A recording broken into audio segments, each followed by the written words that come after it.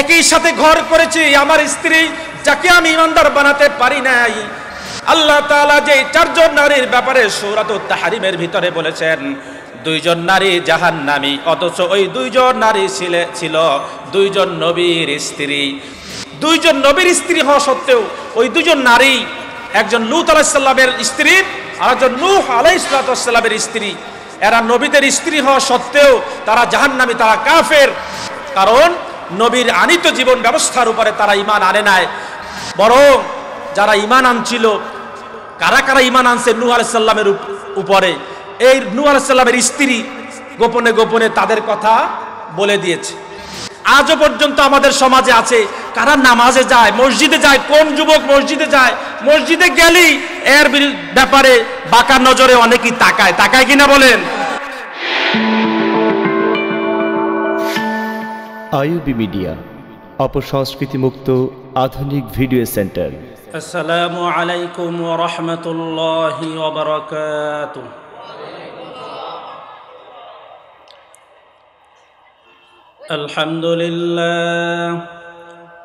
আলহামদুলিল্লাহ নাহমাদুহু ওয়া নাস্তাঈনুহু ওয়া নাস্তাগফিরুহু ওয়া নাউযু বিল্লাহি মিন শুরুরি আনফুসিনা ওয়া মিন সাইয়্যিআতি আ'মালিনা। من يهده الله فلا مضل له ومن يضلله فلا هادي له، ونشهد أن لا إله إلا الله وأن محمدا عبده ورسوله الذي أرسله بالحق بشيرا ونذيرا وداعيا إلى الله بإذنه وسراجا منيرا. فقد قال الله تعالى في كلامه المجيد وفرقانه الحميد: أعوذ بالله من الشيطان الرجيم. بسم الله الرحمن الرحيم. فاقرؤوا ما تيسر منه وأقيموا الصلاة وآتوا الزكاة وأقرضوا الله قرضا حسنا وما تقدموا لأنفسكم من عند الله تجدوه من عند الله هو خيرا وأعظم أجرا واستغفروا الله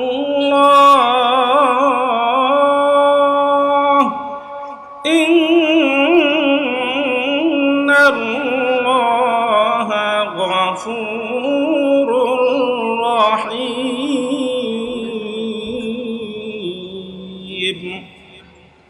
إن الله وملائكته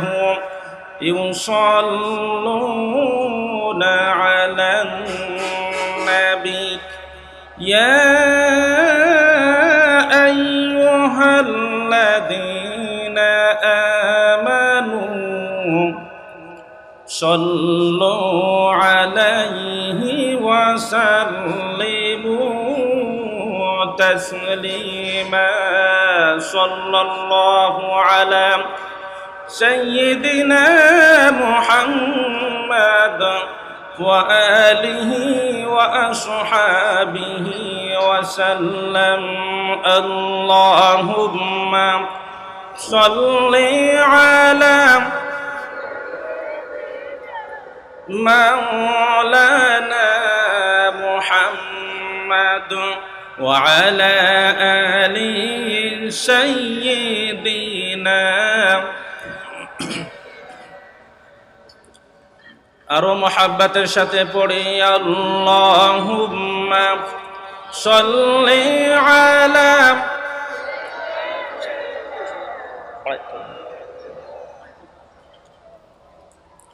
ওয়া আলা আলি সাইয়্যিদিনা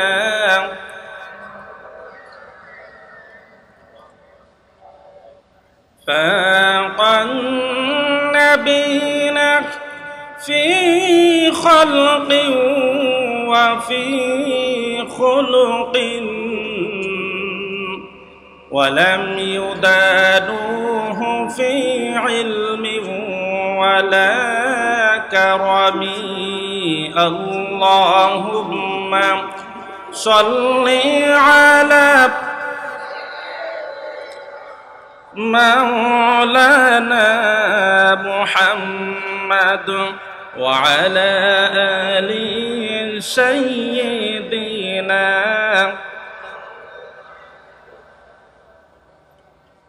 أمين تذكر جيران بذي سلم مزجت دمعا جرى من مقلة بدمي اللهم صل على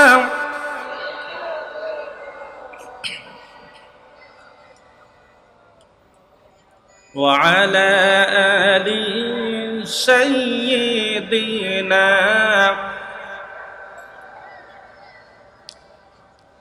بلغ العلا بكماله كشف الدجى بجماله حسنت جميع خصاله صلوا عليه وآله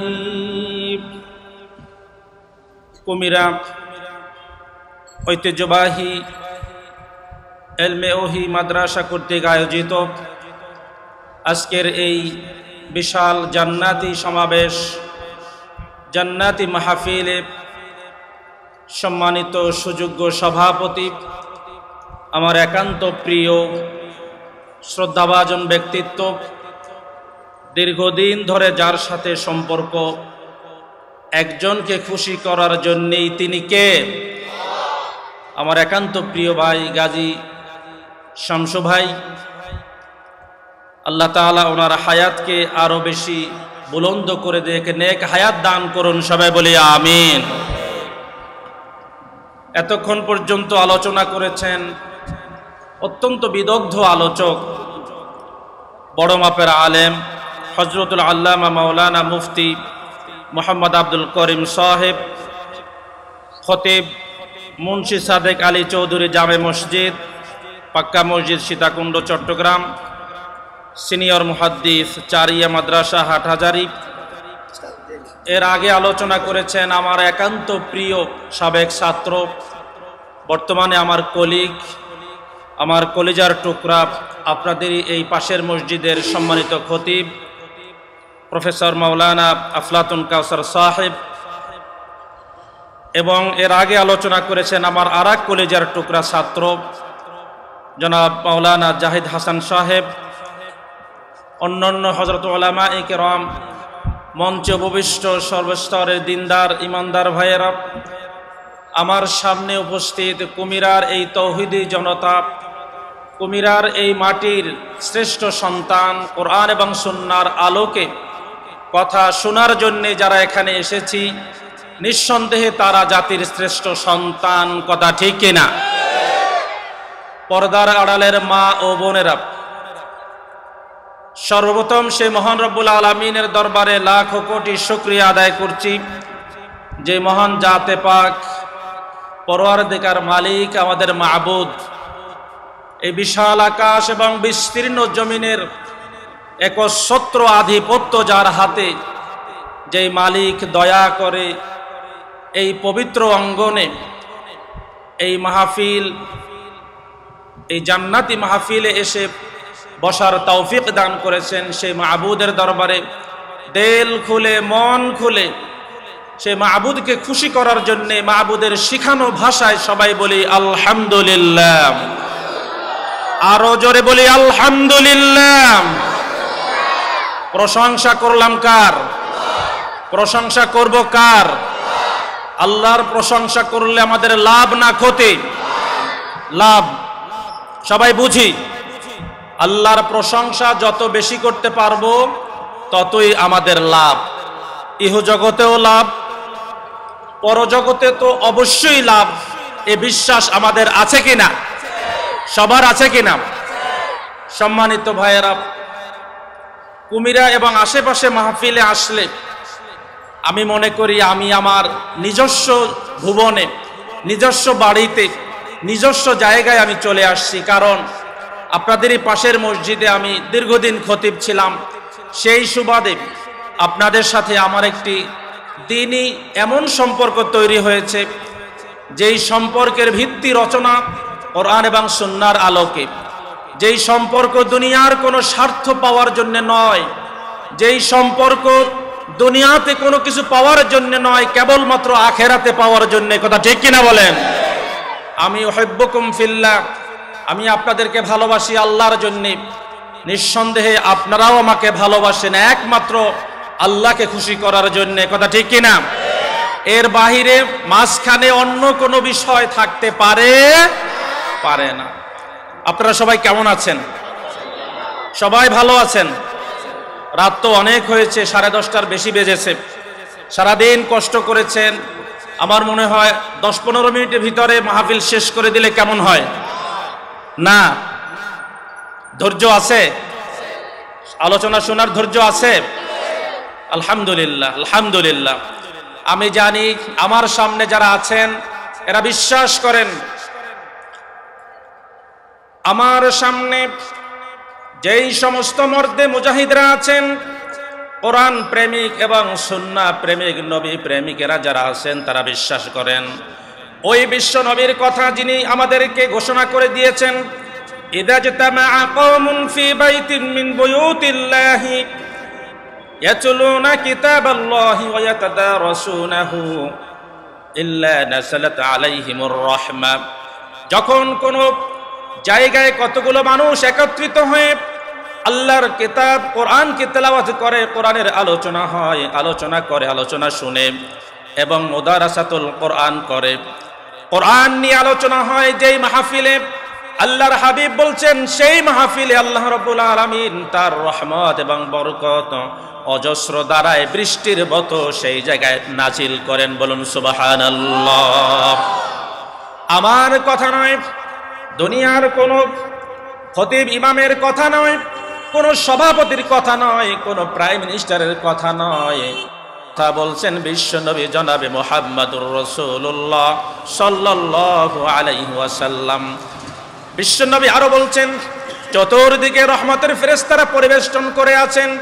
রব্বুল আলামিনের কাছে দুহাত তুলে সেই ফেরেশতারা আল্লাহ তাআলার কাছে ফরিয়াদ করে, আল্লাহ তাআলা সারাদিন কাজ করার পরে রাতের ঘুম হারাম করে আল্লাহ তোমার কোরআন শোনার জন্য এসেছে, তোমার নবীর মুখ নিঃসৃত বাণী, পবিত্র বাণী শোনার জন্য এসেছে।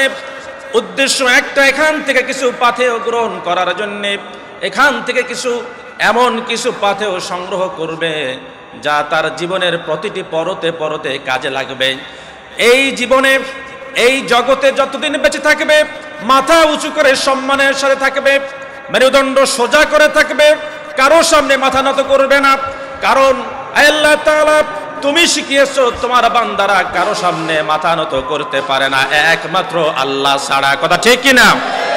কারো সামনে মাথা নত করতে পারে না।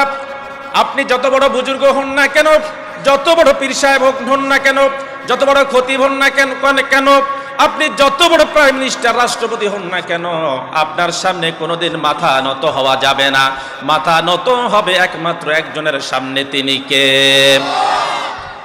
আল্লাহ তাআলা তোমার এই তাওহীদি বান্দারা রাতের ঘুম বন্ধ করে দিয়ে এই মাহফিলে এসেছে, আল্লাহ তাদের জিন্দেগির সকল গুনাহগুলো তুমি মাফ করে দাও। শুধু আমরা দোয়া করব তা নয়, ফেরেশতারা দোয়া করে, চতুর্দিকে যত গাছপালা তরুলতা সব কিছু দোয়া করতেছে আমাদের জন্য। আমরা যারা এখানে এসেছি সবাই ভাগ্যবান খুশনসিবওয়ালা মানুষ। অতএব শেষ পর্যন্ত থেকে আখিরি মোনাজাতে আমরা থাকবো কি থাকবো না? থাকবো কি না বলেন? প্রিয় ভাইয়েরা আমার, কেউ জানি না কার কাফনের কাপড় দোকানে চলে এসেছে, কুমিরা বাজারে চলে এসেছে। জানি না কার ব্যাপারে কালকের ফজরের পরে ঘোষণা আসবে অমুকে আর নেই। হতে পারে না? পারে কিনা বলেন?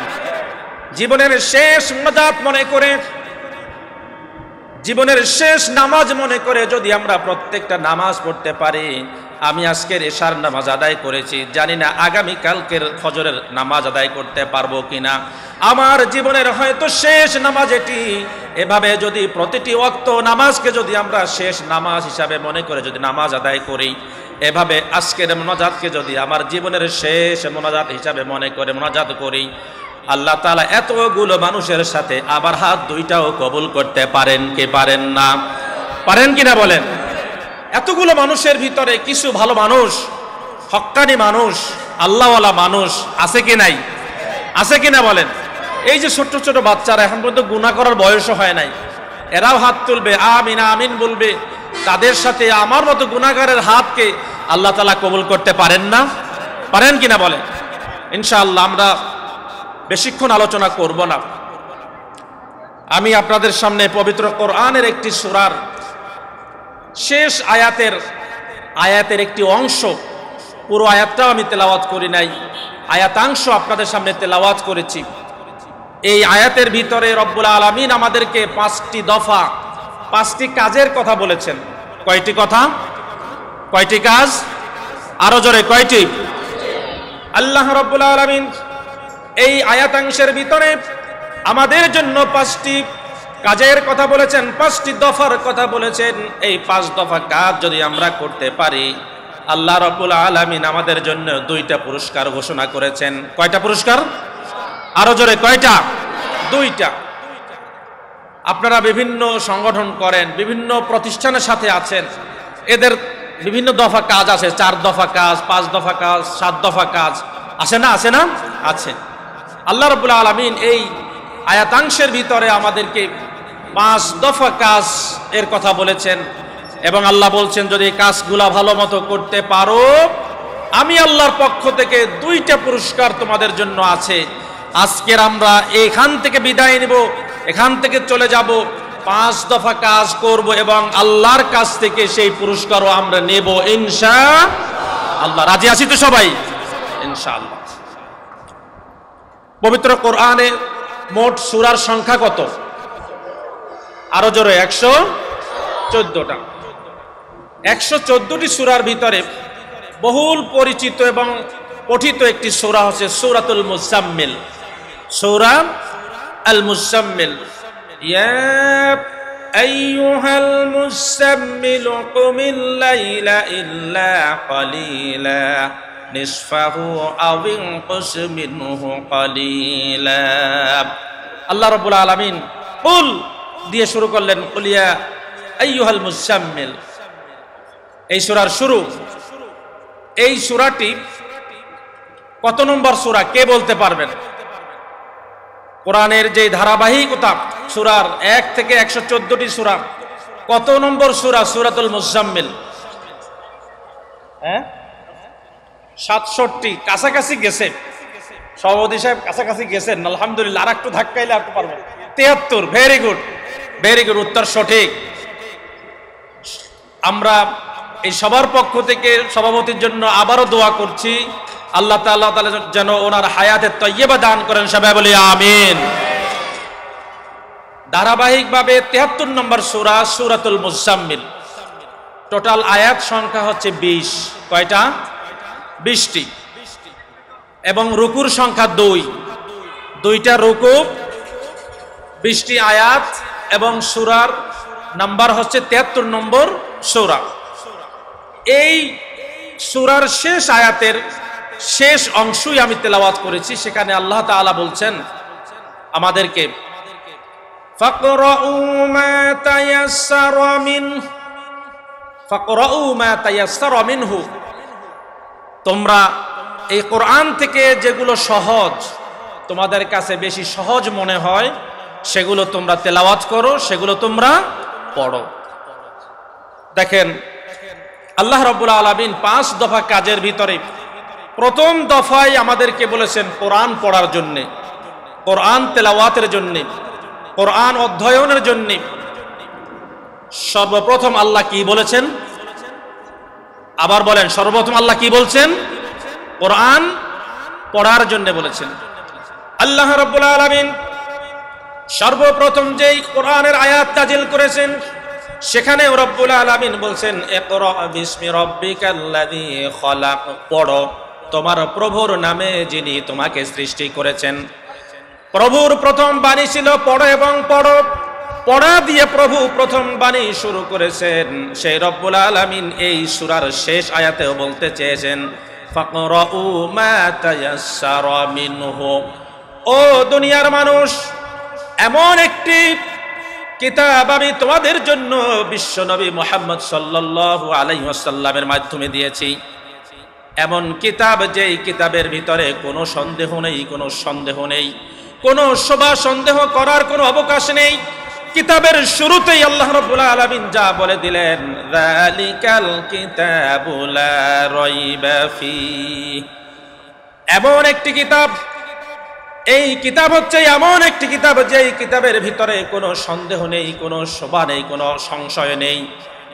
আমাদের যত বড় বিজ্ঞ পণ্ডিত ব্যক্তি হন না কেন, কিতাবে লিখেছেন, একটি বই লিখেছেন, বইয়ের শুরুতে লিখে দেয়, যদি আপনাদের কাছে কোনো ভুল ভ্রান্তি ধরা পড়ে আপনারা আমাকে জানাবেন, পরবর্তী সংস্করণে আমি শোধরায় নিব, পরবর্তী সংস্করণে আমি এটি শোধরায় নিব, শুদ্ধ করে নিব। আপনাদের কাছে যদি কোনো ভুল ত্রুটি ধরা পড়ে। কিন্তু রব্বুল আলামিন প্রথমেই চ্যালেঞ্জ ছুড়ে দিলেন, যালিকাল কিতাবু লা রাইবা ফীহ, এমন একটা কিতাব, যেই কিতাবের ভিতরে কোনো ভুল নেই, কোনো সন্দেহ নেই। ভুল তো দূরের কথা, সন্দেহ সংশয় করার মতো সাহস পৃথিবীর কোনো মানুষ করতে পারেন। সেই কিতাবকে পড়ার জন্য আল্লাহ রাব্বুল আলামিন বলছেন, এই কিতাবের ভিতরে কি আছে আমাদেরকে গবেষণার জন্য বলছেন। আল্লাহ রাব্বুল আলামিন বলছেন, আফালা ইয়াতাদাব্বারুনাল কুরআনা আম আলা কুলুবিন আকফালুহা, ও দুনিয়ার মানুষ, তোমাদের কি হলো? তোমরা এই কোরআন নিয়ে গবেষণা করছো না, কোরআন নিয়ে তোমরা রিসার্চ করছো না। আমি আল্লাহর পক্ষ থেকে যেই আখিরি কিতাব তোমাদের জন্য নাজিল করেছি, যেই কিতাবের প্রতিটি হরফের বিনিময়ে আমি সওয়াব রেখেছি। একটা হরফ তুমি অজু ছাড়া তুমি তেলাওয়াত করবে, আমি আল্লাহ রাব্বুল আলামিন 1 নয় 2 নয় 10টি সওয়াব তোমার আমল নামায় লিখে দিব। সুবহানাল্লাহ। অজু ছাড়া তেলাওয়াত করলে 10টি নেকি। কিতাবে এসেছে অজু সহ যদি কেউ তেলাওয়াত করে 25টি নেকি আল্লাহ তাআলা প্রতিটি হরফের বিনিময়ে লিখে দেবেন। আর যদি এই কিতাব থেকে যদি নামাজের ভিতরে তেলাওয়াত করতে পারে, প্রতিটি হরফের বিনিময়ে আল্লাহ রাব্বুল আলামিন 100 করে সওয়াব তার আমল নামায় লিপিবদ্ধ করে দিবেন। সুবহানাল্লাহ। কোরআনের হরফ তেলাওয়াত করব একটা, কমপক্ষে 10টি নেকি দেই মহান রব্বুল আলামিন আমাদেরকে দান করবেন। বিশ্বের দ্বিতীয় কোনো কিতাব পাওয়া যাবে না যে কিতাব পড়লেই পরে সওয়াব। ইভেন হাদিস, বুখারী, মুসলিম, তিরমিজি, নাসাই, এই হাদিস গ্রন্থগুলো পড়লে, হাদিসগুলো পড়লে শুধু পড়ার কারণে সওয়াব আছে এই কথা কোনো মুহাদ্দিস বলেন নাই, বিশ্বনবী বলেন নাই। কিন্তু কোরআন পড়লে সওয়াব আছে এই কথা মুহাম্মদুর রাসূলুল্লাহ সাল্লাল্লাহু আলাইহি ওয়াসাল্লামের বিশুদ্ধ হাদিস থেকে আমরা পাই কিনা বলেন? পাই। বিশ্ব নবী বলছেন, মান করা হারফাম মিনাল কোরআন ফালাহু আশরু আমসালিহা, যে ব্যক্তি কোরআন থেকে একটি হরফ তেলাওয়াত করবে তার বিনিময়ে আল্লাহ রাব্বুল আলামিন তাকে 10টি নেকি আল্লাহ তাআলা দান করবেন। বলুন সুবহানাল্লাহ। এমন একটা কিতাব আজকের আমাদের মাঝে আছে কিনা বলেন, আছে কিনা? যেই কিতাবের শুরু হয়েছে বিসমিল্লাহির রহমানির রহিম, বিসমিল্লাহ বা দিয়ে, আর শেষ হয়েছে মিনাল জিন্নাতি ওয়ান নাস। শেষ সূরার শেষ আয়াত মিনাল জিন্নাতি ওয়ান নাস। তার লাস্টেরটা হচ্ছে সিন আর প্রথমে হচ্ছে বা। বা এবং সিন দুটা মিলে হয় বাস, দুইটা মিলে বাস। আমাদের গ্রাম্য ভাষায় বাস মানে হচ্ছে যথেষ্ট, কাফাকা, ইয়াকফি, এনাফ, মোর দ্যান এনাফ। কোরআন যে ব্যক্তি অন্তরের ভিতরে ধারণ করতে পারবে, 3.5 শরীরে ধারণ করতে পারবে, কোরআন যারা সমাজে ধারণ করবে, কোরআন যারা ব্যবসা বাণিজ্যের ভিতরে ধারণ করবে, কোরআন যারা সংসদে ধারণ করবে, কোরআনই তাদেরকে সর্বশ্রেষ্ঠ মানুষে পরিণত করবে। কথা ঠিক কিনা বলেন? কোরআন হচ্ছে সেই কিতাব, এই কিতাবের পরশে এই কষ্টি পাথরের সাথে এসে সাইয়েদনা ওমর রাদিয়াল্লাহু তাআলা আনহুর দ্বিতীয় খলিফা হয়েছে, ইসলামের দ্বিতীয় খলিফা হয়েছে ওমর। সেই ওমর শয়তান পর্যন্ত তাকে দেখলে ভয় পেত। ওমর যেই রাস্তা দিয়ে যায় শয়তান আর এক রাস্তা দিয়ে যায়, এমন ওমর। সেই ওমর কোরআনের কারণে তাম পৃথিবীর মধ্যে শ্রেষ্ঠ সন্তানে পরিণত হলো। সাহাবীদের মধ্যে আবু বকরের পরেই যার স্থান, বিশ্বনবীর কবরের পাশে রওজা মুবারকের পাশে দুইজন সাহাবী যার পাশে শুয়ে আছেন, একজন হচ্ছেন আবু বকর আর একজন হচ্ছেন ওমর। কথা ঠিক কিনা? আমরা যখন বিশ্বনবীর রওজা মুবারকে সরাসরি সালাম দেই, আহা কি ভালো লাগে। এখন আমরা বলি দূর থেকে রাসূলের সালাম দেই, আসসালামু আলাইকা ইয়া রাসূলুল্লাহ। সরাসরি যখন রাসূলকে সালাম দেই তখন হৃদয়ের ভিতরে কি জাতের আবেগ, কি জাতের অনুভূতি, এটা কোশ্চিনকালেও বুঝিয়ে শেষ করা যাবে না। সেই বিশ্বনবী শুয়ে আছেন, তার পাশেই শোয়া আবু বকর, আবু বকরের পাশেই শোয়া সাইয়েদনা ওমর রাদিয়াল্লাহু তাআলা আনহু। বিশ্বনবী দোয়া করছেন দুই ওমরের জন্য। আল্লাহ রাব্বুল আলামিন সাইয়েদনা ওমরকে ইসলামের জন্য, দ্বীনের জন্য কবুল করেছেন। দেখেন কোরআনের পরশে এসে ওমরের সিদ্ধান্তের সপক্ষে আল্লাহ রাব্বুল আলামিন কোরআনের আয়াত বিভিন্ন জায়গায় নাজিল করে দিয়েছে। বলুন সুবহানাল্লাহ। ওমর, তোমার যেই মত, তোমার যেই সিদ্ধান্ত, তোমার যেই মতামত, তোমার মতামতের উপরে ভিত্তি করেই রব্বুল আলামিন কোরআনে আয়াত নাজিল করে দিয়েছেন। সুবহানাল্লাহ। চিন্তা করেন ওমরের জায়গা, ওমরের মর্যাদা, মর্তবা আল্লাহ রাব্বুল আলামিন কোথায় নিয়েছেন। আর আবু বকর, আল্লাহ তো স্পষ্টভাবে ঘোষণা দিয়েছেন কোনো ভয় নেই। সেই সময়ের কথা স্মরণ করো যখন সেই গুহার ভিতরে ঢুকেছিলা, তোমরা দুইজন ছিলা, দুইজন না, তোমাদের সাথে আরেকজন আছে, তিনি কে? আজকের কথা মনে করার কোনো কারণ নেই যে আমি বিপদে আছি, মুসিবতে আছি, আমি ঠিকমতো খেতে পারছি না, আমি ঠিকমতো চলতে পারছি না, আমার ছেলে মেয়েদেরকে নিয়ে আমি ঠিকমতো একটু 3 বেলা খেতে পারছি না। না, আপনার সব কিছু একজনের কাছে সমর্পণ করবেন, একজনকেই বলবেন। শেষ রজনীতে উঠে দুই নয়ন জুড়ে যদি আমরা একটু অশ্রু নির্জরণ করতে পারি, একজনকে খুশি করতে পারি, তিনি আমাদের সব কথা শুনবেন কি শুনবেন না? জোরে বলেন, শুনবেন কিনা বলেন? অবশ্যই শুনবেন। একটু ডাকতে পারলেই আল্লাহ রাব্বুল আলামিন আমাদের ডাকে সাড়া দিবেন। উদউলি আস্তাজিব লাকুম, তোমরা আমাকে ডাকো, আমি অবশ্যই তোমাদের ডাকে সাড়া দিব। সেই মহান রব্বুল আলামিন যিনি আমাদেরকে এই আল কোরআন দিয়ে, এমন একটা কিতাব দিয়ে আমাদেরকে সম্মানিত করেছেন, আল্লাহ তাআলা হচ্ছেন আমাদের খালেক, আমাদের স্রষ্টা। এমন নবীর উপরে এই কিতাব নাজিল করলেন যেই নবী তামাম নবীদের সরদার, যেই নবী তামাম নবীদের সরদার, সাইয়্যিদুল মুরসালিন, তামাম রসুলের নেতা যিনি মুহাম্মদুর রাসূলুল্লাহ সাল্লাল্লাহু আলাইহি ওয়াসাল্লাম। শুধু নেতা নয়, আল্লাহ রাব্বুল আলামিন যখন বিশ্ব নবীকে দুনিয়ায় যখন পাঠাতে চাইলেন, আল্লাহ রাব্বুল আলামিন তামাম নবী এবং রাসূলদেরকে ডাকলেন একটা জায়গায়। তখন জনসভা হলো, আম্বিয়া আলাইহিস সালাতু ওয়াস সালামের জনসভা। আল্লাহ তাআলা সকল নবী রাসূলদেরকে ডেকে এবারে আল্লাহ তাআলা ওয়াদা নিচ্ছেন, আমি একজন নবী পাঠাতে চাই, তোমরা সেই নবীর উপর ঈমান আনতে হবে। শুধু ঈমান আনলেই চলবে না, সেই নবীকে অবশ্যই তোমাদেরকে সহযোগিতা করতে হবে। তোমরা করবা কিনা? এবারে সকল নবী এবং রাসূলরা বলছে, হ্যাঁ ইয়া আল্লাহ, আমরা তার উপর ঈমান আনবো এবং আমরা তাকে সাহায্য সহযোগিতা করব। আল্লাহ রাব্বুল আলামিন বলছেন, বুঝে রাখো, তোমরা যা বলছো সেই কথার উপরে তোমরা সাক্ষী থাকো। শুধু তোমরা নও, আমি আল্লাহ রাব্বুল আলামিন তোমাদের এই কথার উপরে সাক্ষী হয়ে গেলাম। সুবহানাল্লাহ। সংসদ বসেছে আমার নবীকে নিয়ে, এবং সেই সংসদের সংসদ সদস্য হচ্ছে তামাম আম্বিয়া আলাইহিস সালাতু ওয়াস সালাম, রাসূলরা, এবং সেই মহান সংসদের স্পিকার হচ্ছেন স্বয়ং আল্লাহ রাব্বুল আলামিন। বলুন সুবহানাল্লাহ। ওমিয়া সেই শ্রেষ্ঠ নবীর উপরে কেমন কিতাব, শ্রেষ্ঠ কিতাব, যেই কিতাবের উপরে আর কোন কিতাব এই আসমানের নিচে এবং জমিনের উপরে কোনোদিন আসে নাই, কিয়ামত পর্যন্ত আসবে না। সেই কিতাব আমাদের মাঝে আছে কিনা? আছে কিনা বলেন?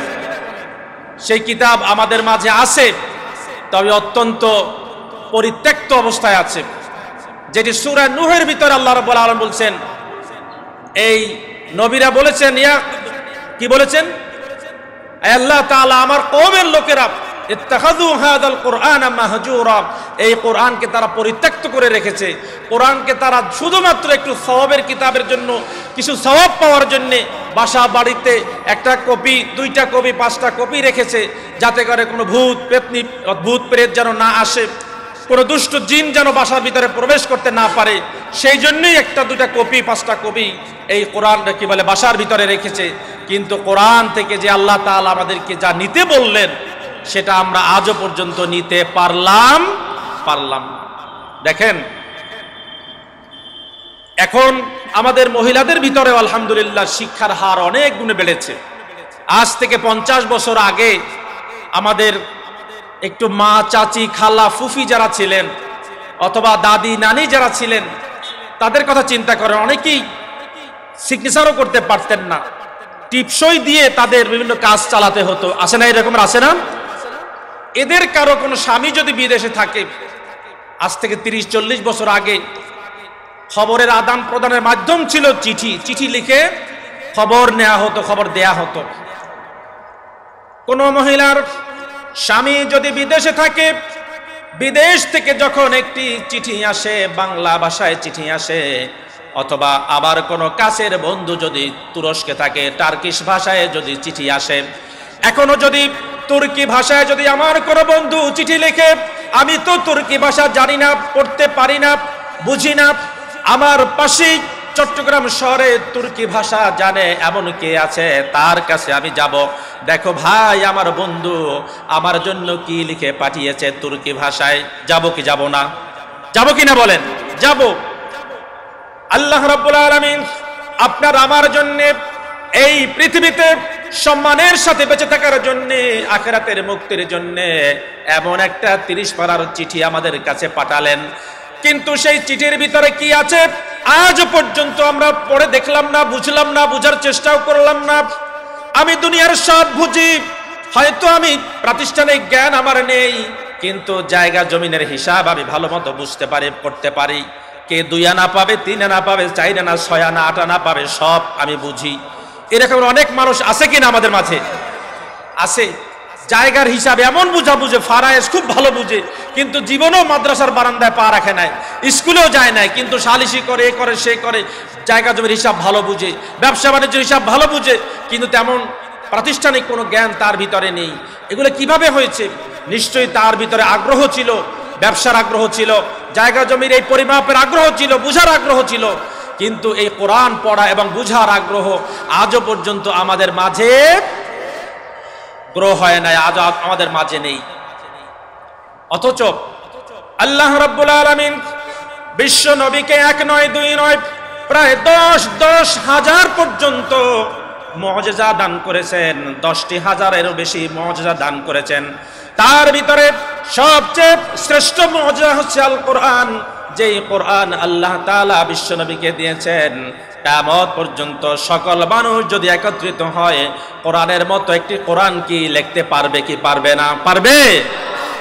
কোরআনের মতো তো দূরের কথা, কোরআনের সূরাগুলোর মতো একটা সূরাও কি লিখতে পারবে? একটা সূরা তো দূরের কথা, কোরআনের মতো একটা আয়াত তামাম পৃথিবীর মানুষ একত্রিত হয়েও লিখতে পারবে না। কথা ঠিক কি না? পারবে না। আল্লাহ রাব্বুল আলামিন আগেই চ্যালেঞ্জ করে দিয়েছেন, না তোমরা পারবে না। তাহলে এই কোরআনের দিয়ে কাজ কি? আল্লাহ রাব্বুল আলামিন বলছেন, ও দুনিয়ার মানুষ, এই কিতাব সেই কিতাব যেই কিতাব আমি তোমাদেরকে দিয়েছি।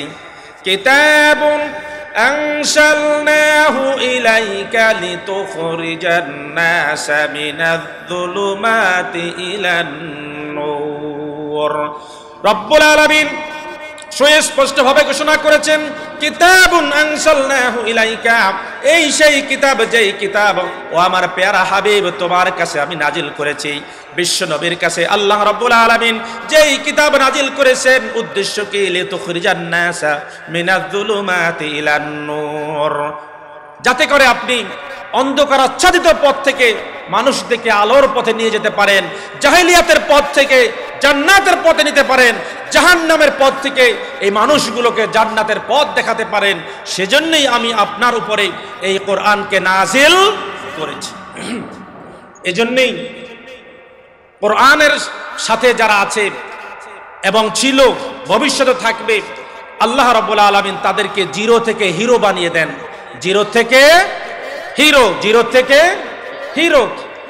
আর কোরআনের সাথে যারা বেয়াদবি করবে, কোরআনের কথা যারা বলবে, তাদের সাথে যারা বেয়াদবি করবে, আলেম ওলামাদের সাথে যারা বেয়াদবি করবে, মাহফিলে এসে গুন্ডা মাস্তানের মতো যারা বেয়াদবি করবে, আছে কিনা বলেন?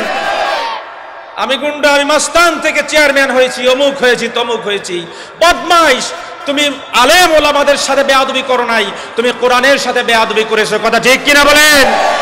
যেই মাহফিলে কোরআন দিয়ে কথা হয়, সুন্নাহ দিয়ে কথা হয়, যে উলামায়ে কেরাম বিশ্ব নবী মুহাম্মদুর রাসূলুল্লাহ সাল্লাল্লাহু আলাইহি ওয়াসাল্লামের রেখে দেওয়া এই আদর্শকে বাস্তবায়নের জন্য কাজ করে যাচ্ছেন, রাতের ঘুম হারাম করছেন, সেই আলেমদের সাথে বেয়াদবি নয়, কোরআনের সাথে, নবীর সাথে বেয়াদবি।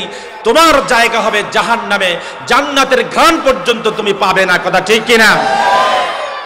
সম্মানিত ভাইরা, এই কোরআন সেই কোরআন কিতাব। আল্লাহর হাবিব বলছেন, ইকরাউল কুরআন ফাইন্নাহু ইয়াতি ইয়াউমাল কিয়ামাতি শাফিআন লাহ। বিশ্ব নবী বলছেন, তোমরা কোরআন পড়ো, কাল কঠিন কিয়ামতে যখন নাজাতের কোনো অবস্থা মিলবে না, কোনো সুযোগ থাকবে না, তখন এই কিতাব, এই কোরআন তোমাদের জন্য সুপারিশ করবে। রাত্রি জেগে যারা কোরআন তেলাওয়াত করবে, তখন কোরআন বলবে, আল্লাহ তাআলা আমাকে তেলাওয়াত যারা করেছে রাত জেগে জেগে, তোমার যেই বান্দারা রাত জেগে জেগে আমার তেলাওয়াত করেছে, কোরআনের তেলাওয়াত করেছে, রব্বুল আলামিন তুমি তাদেরকে যতক্ষণ না মাফ করবা, অতক্ষণ পর্যন্ত আমার সুপারিশ চলতেই থাকবে। সুবহানাল্লাহ। মিয়া, কোরআন যদি আপনার সুপারিশ করে, আমার সুপারিশ করে, আর কিছু লাগবে? বিশ্ব নবী যদি সুপারিশ করে, আর কিছু লাগবে? আহা, বিশ্ব নবীর সুপারিশ লাগবে কিনা বলেন? দেখেন, বিশ্ব নবী বলছেন, ইমাম তিরমিজি হাদিস নিয়েছেন, মুসলিম শরীফেরও হাদিস, যে উতিতু খামসান, আল্লাহ তাআলা আমাকে 5টা জিনিস দিয়েছেন, ওয়ালাম ইউতাহুন্না মিন ক্বাবলু নবিয়্যুন, এবং আমার পূর্বের কোন নবীকে আল্লাহ তাআলা এই 5টি জিনিসকে করেন নাই। আমার আগে কোন নবীকে আল্লাহ তাআলা এই 5টি জিনিস দেন নাই, যে 5টি জিনিসকে স্পেশালি আল্লাহ তাআলা আমাকে দিয়েছেন। এর ভিতরে একটা হচ্ছে ওয়া উতিতুশ শাফাআহ, আমাকে সুপারিশ করার ক্ষমতা আল্লাহ রাব্বুল আলামিন ইতোমধ্যেই দিয়ে দিয়েছেন। বলুন সুবহানাল্লাহ। কাল কঠিন কিয়ামতের ময়দানে যখন সবাই ইয়া নফসি করবে, প্রত্যেক নবী উম্মতেরা 600 নবীর কাছে যাবে, আমরা যাব প্রথমে আমাদের আদি পিতা আদম আলাইহিস সালামের কাছে, কারণ সন্তান তো বাবার কাছেই যাবে বিপদে পড়লে। আব্বা, আমার টাকা লাগবে, পরীক্ষার ফর্ম ফিল আপ করতে হবে, রেজিস্ট্রেশন করতে হবে, পাঞ্জাবি লাগবে, প্যান্ট লাগবে, এ লাগবে, সে লাগবে। আমরা তো সব কথা বাবা যখন জীবিত ছিলেন, যতদিন জীবিত ছিলেন ততদিন বাবার কাছেই আমরা বলছি কিনা বলেন? এটা স্বভাবজাত একটা বিষয়, ন্যাচারাল বিষয়। সন্তান বাবার কাছে যাবে। সেই কঠিন কিয়ামতের ময়দানে তাম পৃথিবীর মানুষ যখন বিপদে পড়বে, এমন সঙ্গীন মুহূর্ত, সবাই যখন বিপদে আছে, এক এক করে সবাই যাবে। প্রথমে যাবে আদম আলাইহিস সালামের কাছে, ও আমার বাবা আদম, আমরা বিপদে আছি, আপনি একটু সুপারিশ করেন আমাদের জন্য। আদম বলবে, আজকের এই কঠিন মুহূর্তে আমি আছি বড় বিপদে, আমি একটি ভুল করেছিলাম। আল্লাহ রাব্বুল আলামিন আমি এবং আমার স্ত্রী হাওয়া দুইজনকে একটা গাছের নিকটে যেতে নিষেধ করেছিলেন, কিন্তু আমরা গিয়েছিলাম। আল্লাহ বলেছেন, ওয়ালা তাকরাবা হাযিহিশ শাজারা ফাতাকুনা মিনাজ জালিমিন। ও আদম এবং হাওয়া, তোমরা ওই গাছের নিকটবর্তীও হবে না, যদি হও তাহলে জালেম সম্প্রদায়ের অন্তর্ভুক্ত হয়ে যাবে।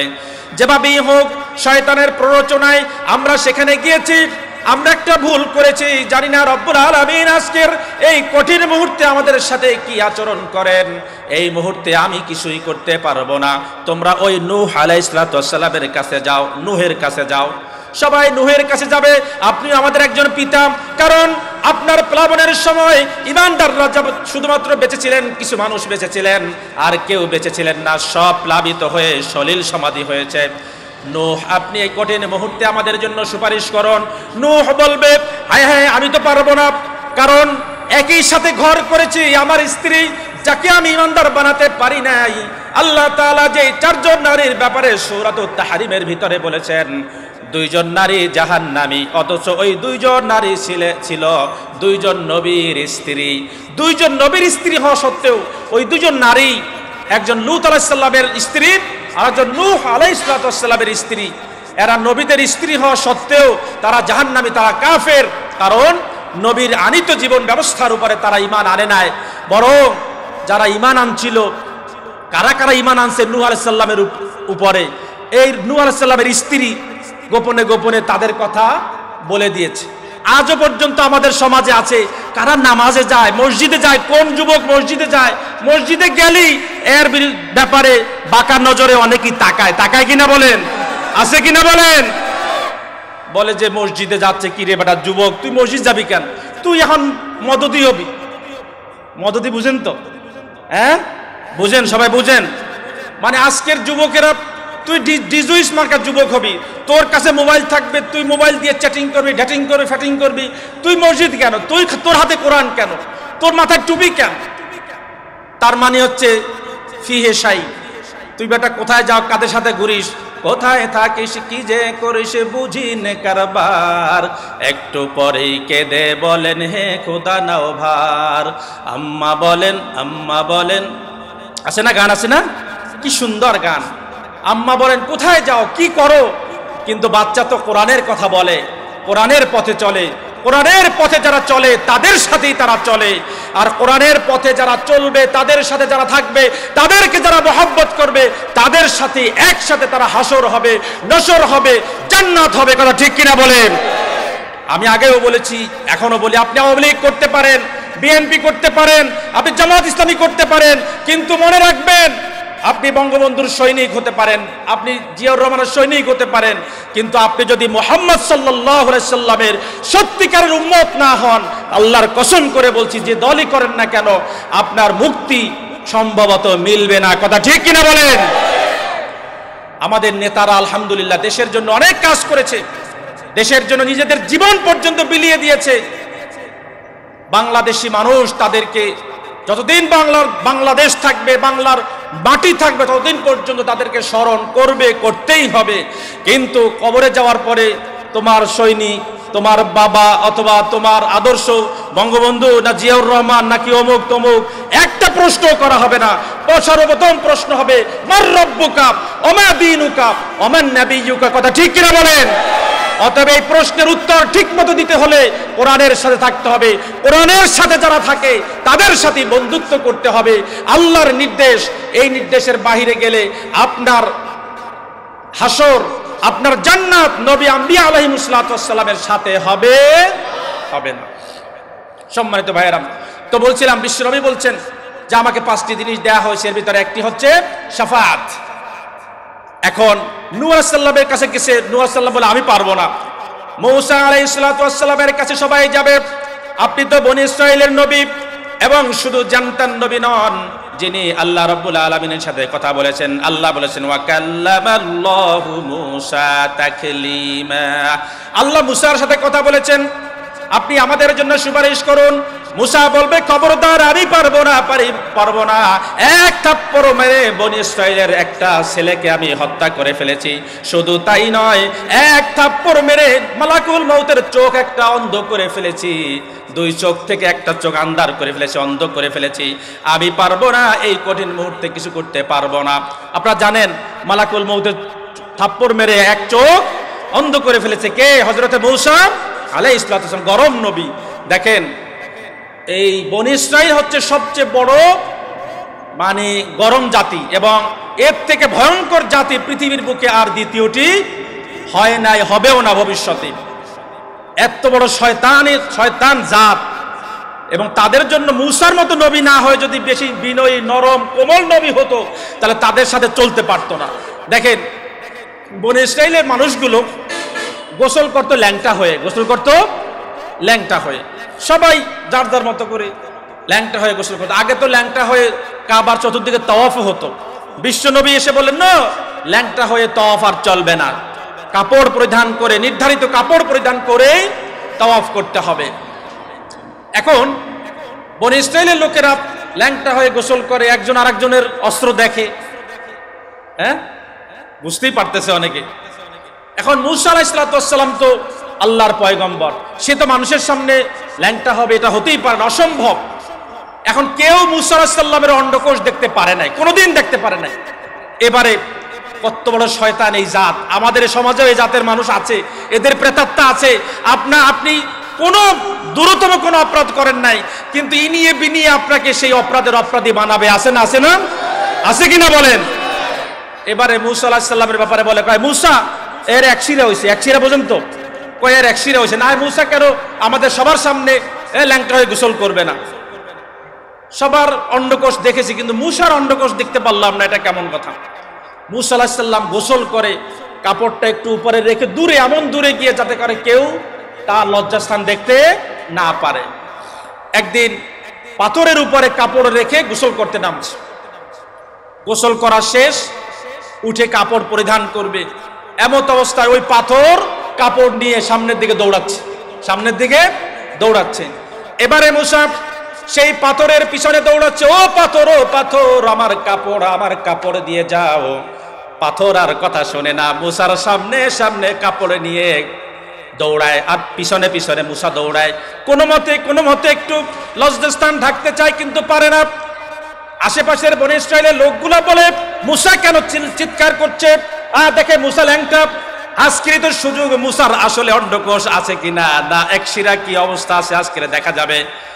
এবারে দেখতেছি, না ঠিক আছে তো, সব ঠিক আছে। এবারে মূসা আলাইহিস সালামের লজ্জাস্থান দেখে বলতেছে সব ঠিক আছে, এতদিন পর্যন্ত তো আমরা ভুল বলছি না, মূসার তো এক শিরা হয় নাই, তার অন্ডকোষ ঠিক আছে। দেখেন, এগুলো দেখার পরে পাথর থেমেছে, কাপড় পরিধান করলো। মূসা আলাইহিস সালামের হাত দিয়ে পাথরকে এমন থাপ্পড় মেরেছে, পাথর বিদীর্ণ হয়ে গেছে, কান্না শুরু করছে। এটা একটা মুজিজা ছিল। আল্লাহ রাব্বুল আলামিন এই প্রক্রিয়ার মাধ্যমে দেখাতে চেয়েছে, না তোরা মূসার বিরুদ্ধে অভিযোগ করছো, কোন নবীর বিরুদ্ধে অভিযোগ করার কোনো সুযোগ নেই, বরং নবী তোদের সামনে ল্যাংটা হয়ে গোসল করে না। এজন্যই যে কোন নবীদের শানে এটা শোভা পায় না যে তারা ল্যাংটা হয়ে গোসল করবে, কথা ঠিক কিনা? মুহাম্মদ সাল্লাল্লাহু আলাইহি ওয়াসাল্লামের লজ্জাস্থান কেউ দেখতে পায় না, এই ছোট্ট বয়সে, সে সময় পারে নাই, বড় তো দূরের কথা। সেই মূসা আলাইহিস সালাম বলবেন, আমি আজকের এই কঠিন মুহূর্তে আজকের পারবো না, কারণ এক থাপ্পড় মেরে তো বনী ইসরাইলের ছেলে একটাকে মেরে ফেলছি, আবার মালাকুল মউতের চোখ একটা অন্ধ করে ফেলেছি। আমি আসি বিপদে, না জানি আল্লাহ তাআলা আমার সাথে কোন আচরণ করেন, আমি কিছুই করতে পারবো না। এবারে যাবে ঈসা আলাইহিস সালামের কাছে। ঈসা বলবে, না আমি পারবো না, আমার কওমের লোকেরা আমাকে আল্লাহ পর্যন্ত বানিয়েছে, তিন খোদায় বিশ্বাস করত, ট্রিনিটিতে বিশ্বাস করত, তৃত্ববাদে বিশ্বাস করত। আমাকে পর্যন্ত আল্লাহর পুত্র, এমন কি আমাকে আল্লাহ বানিয়েছে। আজকের আল্লাহ তাআলা আমাকে আমার চেয়ে কি আচরণ করেন আমার সাথে আমি জানি না, অতএব আজকের আমি তোমাদের জন্য কিছু করতে পারবো না। সেই সময় সবাই যাইবে একজন মানুষের কাছে, একজন নবীর কাছে, রসুলের কাছে। তিনি আর কেউ নন, বিশ্বনবী মুহাম্মদুর রাসূলুল্লাহ সাল্লাল্লাহু আলাইহি ওয়াসাল্লামের কাছে। নবীজি সিজদাবনত থাকবেন, শুধু ইয়া নফসি বলবেন না, বিশ্বনবী বলবেন ইয়া উম্মতি, আয় আল্লাহ তাআলা আমার উম্মতকে মুক্তি দাও, জাহান্নামের আগুন থেকে মুক্তি দাও। আমার উম্মতের মুক্তি যতক্ষণ পর্যন্ত না মিলবে ততক্ষণ পর্যন্ত আমি বিশ্বনবী সিজদা থেকে মাথা তুলব না। সুবহানাল্লাহ। আল্লাহ রাব্বুল আলামিন ঘোষণা দিবেন, আপনি মাথা তুলেন, আপনার উম্মতকে মাফ করে দিলাম, সুপারিশ কবুল। না না, আমার উম্মতের সর্বশেষ মানুষটা যে লা ইলাহা ইল্লাল্লাহু মুহাম্মাদুর রাসূলুল্লাহ, এই বিপ্লবী কালেমা নিয়ে যেই ব্যক্তি দুনিয়া থেকে চলে গেছে, ওই ব্যক্তিকে পর্যন্ত মাফ না করা পর্যন্ত আমি বিশ্ব নবী মাথা তুলব না। সুবহানাল্লাহ। দয়ার নবী সুপারিশ করবেন। প্রিয় ভাইয়েরা, কোরআন আমাদের সুপারিশ করবে, সে কোরআন আমাদের পড়তে হবে। তাহলেই কোরআন আমাদেরকে বলে দিবে আমি কি ওজনে 1000 গ্রামের জায়গায় 900 গ্রাম দিব, নাকি ওজন ঠিক মতো দিব। কারণ কোরআন বলে দিয়েছে ওয়াইলুল লিল মুতাফফিফিন আল্লাযীনা ইযাকতালু আলান নাসি ইস্তাওফুন। ওই পাইকারি দোকান থেকে যখন মেপে আনে, একেবারে বরাবর আনে, খুচরা যখন বিক্রি করে, তখন 1000 গ্রামের জায়গায় 900 গ্রাম দেয়, 100 গ্রাম কম দেয়, 50 গ্রাম কম দেয়, একটু কম দেয়, ভেজালটা ভিতরে রাখে, উপরে ভালো রাখে। এই রকমের ব্যবসায়ী আমাদের মাঝে আছে কিনা বলেন, আছে কিনা? আচ্ছা, কোরআন যদি আমরা ঠিক মতো মানি, পড়ি, বুঝি, ওই ব্যবসায়ী সুবহানাল্লাহ এমন হয়ে যাবে যার ব্যাপারে বিশ্বনবী বলছেন আত-তাজিরুল আমিনুস সাদিক, আত-তাজির আল আমিন আস-সাদিক মান নাবিয়্যিন ওয়াস সিদ্দিকিন ওয়াস শুহাদা'i ওয়াস সালিহিন। যদি দুইটা কোয়ালিটি থাকে একজন ব্যবসায়ীর, সত্যবাদী হতে হবে, বিশ্বস্ত হতে হবে। এই দুইটা কোয়ালিটি যদি থাকে, ওই ব্যবসায়ী নবীদের সাথে, রসুলদের সাথে, শহীদদের সাথে এবং সালেহিনদের সাথে তার হাসর হবে। এটি আমার কথা নয়, বিশ্বনবী জনাবে মুহাম্মদুর রাসূলুল্লাহ সাল্লাল্লাহু আলাইহি ওয়াসাল্লামের কথা। প্রিয় ভাইয়েরা, 5 দফা কাজের প্রথমটি হচ্ছে ফাকরাউ মা তায়াসসারা মিনহু। তোমরা কোরআনের যেটি সহজ জায়গা থেকে সহজ সূরাগুলো আগে পড়ি, কঠিনটা পরে পড়বো, আগে সহজগুলা পড়ি। কি আছে এর ভিতরে, এটি আমরা যদি বুঝার চেষ্টা করি, কোরআন আমাদের সিনাটাকে খুলে দিবে, আমাদের বিবেকটাকে প্রশস্ত করে দিবে, অন্তরটাকে প্রশস্ত করে দিবে, এবং এই কোরআন আমাদের হৃদয়টা জুড়ায় দিবে, আমাদের চোখটাকে জ্যোতিময় করে দিবে, যাতে করে আমরা ভালোটাকে গ্রহণ করতে পারি, খারাপ থেকে আমরা দূরে থাকতে পারি। দ্বিতীয় দফা কাজ হচ্ছে আল্লাহ বলছেন ওয়া আকিমুস সালাত, এবং তৃতীয় দফা হচ্ছে ওয়া আতুজ যাকাত। দুইটা একসাথে আলোচনা করব। আল্লাহ রাব্বুল আলামিন এবারে ঈমানদারদেরকে লক্ষ্য করে দ্বিতীয় এবং তৃতীয় যেই দফা, যেই কাজের কথা বললেন, ও আমার দুনিয়ার আমার প্রিয় বান্দারা, তোমরা যারা ঈমান এনেছো, কালেমা পড়ে যারা ঈমান এনেছো, প্রথম কাজ, ঈমানের পরে তোমাদের প্রথম কাজ হচ্ছে সালাত আদায় করা। ওয়া আকিমুস সালাত, নামাজ শুধু নামাজ নয়, শুধু দায়িত্ব সারা নয়, এ হচ্ছে আমি আল্লাহ রাব্বুল আলামিনের সাথে ডায়ালগ, আমি আল্লাহ রাব্বুল আলামিনের সাথে দৈনিক 5 বার কথা বলা। যদি কোনো মানুষ, আমাদের সবার হাতে একটা মোবাইল ফোন আছে কিনা বলেন? আছে। আমরা অনেক সময় রান্নাঘরে আমাদের মাদেরকে অথবা স্ত্রীদেরকে অথবা আমাদের মেয়েদেরকে, বোনদের আমরা সাহায্য করে, রান্নার কাজে সাহায্য করি কিনা বলেন? যারা বিয়ে করেছেন, বউকে রান্নার কাজে সাহায্য করেন কি করেন না? করেন না? কে হাত তোলেন দেখি, কে করেন না? 2-1টা হাত উঠছে, মনে হয় এরা বিয়েও করছে কিনা আমার সন্দেহ হচ্ছে। এই যে হাত তুলছে তো বিয়েও করে না আমার মনে হয়, ইয়াং। হ্যাঁ, আচ্ছা, আমরা আমাদের স্ত্রীদের সাথে রান্নার কাজে কম বেশি আমরা সাহায্য করব, সহযোগিতা করব। এতে আমাদের ইজ্জতের হানি হবে না, আমাদের ইজ্জত কমবে না, ইজ্জত বাড়বে। ও মিয়া, আপনার আমার দাম বিশ্বনবী জনাবে মুহাম্মদ সাল্লাল্লাহু আলাইহি ওয়াসাল্লামের থেকে বেশি? বেশি তো দূরের কথা, কোনো তুলনা হয়? আম্মাজান আয়েশা বলছেন বিশ্বনবী আমাকে রান্নার কাজে সাহায্য করতেন, এই যে কোটা কাটার কাজে সাহায্য করতেন, বাটার কাজে সাহায্য করতেন। আমরা আমাদের মুরব্বীদেরকে দেখেছি গ্রামে লাকড়ি দিয়ে রান্না হতো, এখনো তো এলাকায় হয়তো অনেকে লাকড়ি দিয়ে রান্না করে। এই স্ত্রী এদিকে কাজ করে, স্বামী চুলায় আস্তে আস্তে লাকড়ি ঠেলে দেয়, একটু দেখে ভাতগুলো হইলো কিনা, এরকম সাহায্য করে আমাদের, মানে স্ত্রীদেরকে সাহায্য করে, করে কিনা বলেন? করে। আচ্ছা, রান্নার কাজে সাহায্য করতেছেন, সেই মুহূর্তে যদি ঘরে টেলিফোন বাজে, মোবাইল ফোন বাজে, টিন টিন টিন টিন আওয়াজ বাজতেছে, মোবাইল আসছে, আপনি আওয়াজ আপনার কানে গেছে, আপনি কি তখন বলবেন দূর মোবাইলের জায়গায় থাক, আমি রান্না শেষ করি নেই? বরং আপনি রান্না এখানে রেখে তাড়াতাড়ি মোবাইলের কাছে যাবেন, কে ফোন করলো? কথা ঠিক কিনা বলেন? কথা ঠিক কিনা? ঠিক। এবারে যখন আমরা দেখি আমার এই ফোনটা যেন তেন কোনো মানুষের কাছ থেকে আসে নাই, আমার সবচেয়ে প্রিয় কোনো মানুষের কাছ থেকে, সৌদি আরব থেকে মোবাইলটি এসেছে, ফোনটি এসেছে, অথবা আমেরিকা থেকে, লন্ডন থেকে ফোনটি এসেছে, ফোনটি ধরার জন্য আমি উদগ্রীব হয়ে যাই, পাগল প্রায় হয়ে যাই। ফোনটা ধরে সাথে সাথে তার সাথে কুশল বিনিময় করি, তুমি কেমন আছো বাবা, আব্বা আপনি কেমন আছেন, নানান ভাবে খবর আদি কুশল আদি বিনিময় করি। আমরা পাগল হয়ে যাই যখন সেই মোবাইলের কল শুনি, মোবাইলের রিনের আওয়াজ শুনি। যেই মহান রব্বুল আলামিন দৈনিক ৫ বার আমাদেরকে একজন মুয়াজ্জিনের মাধ্যমে আমার পাশের যে মসজিদের কাছে মসজিদের মাইকের মাধ্যমে যে মহান রব্বুল আলামিন আমাকে কল দিচ্ছেন, ঋণ দিচ্ছেন, আমাকে ফোন দিচ্ছেন, এটা মুয়াজ্জিনের মুখ দিয়ে শুধু আজান বের হয় না, এটা তো আল্লাহ রাব্বুল আলামিনের পক্ষ থেকে, বিশ্বনবীর পক্ষ থেকে শিখানো বাণী।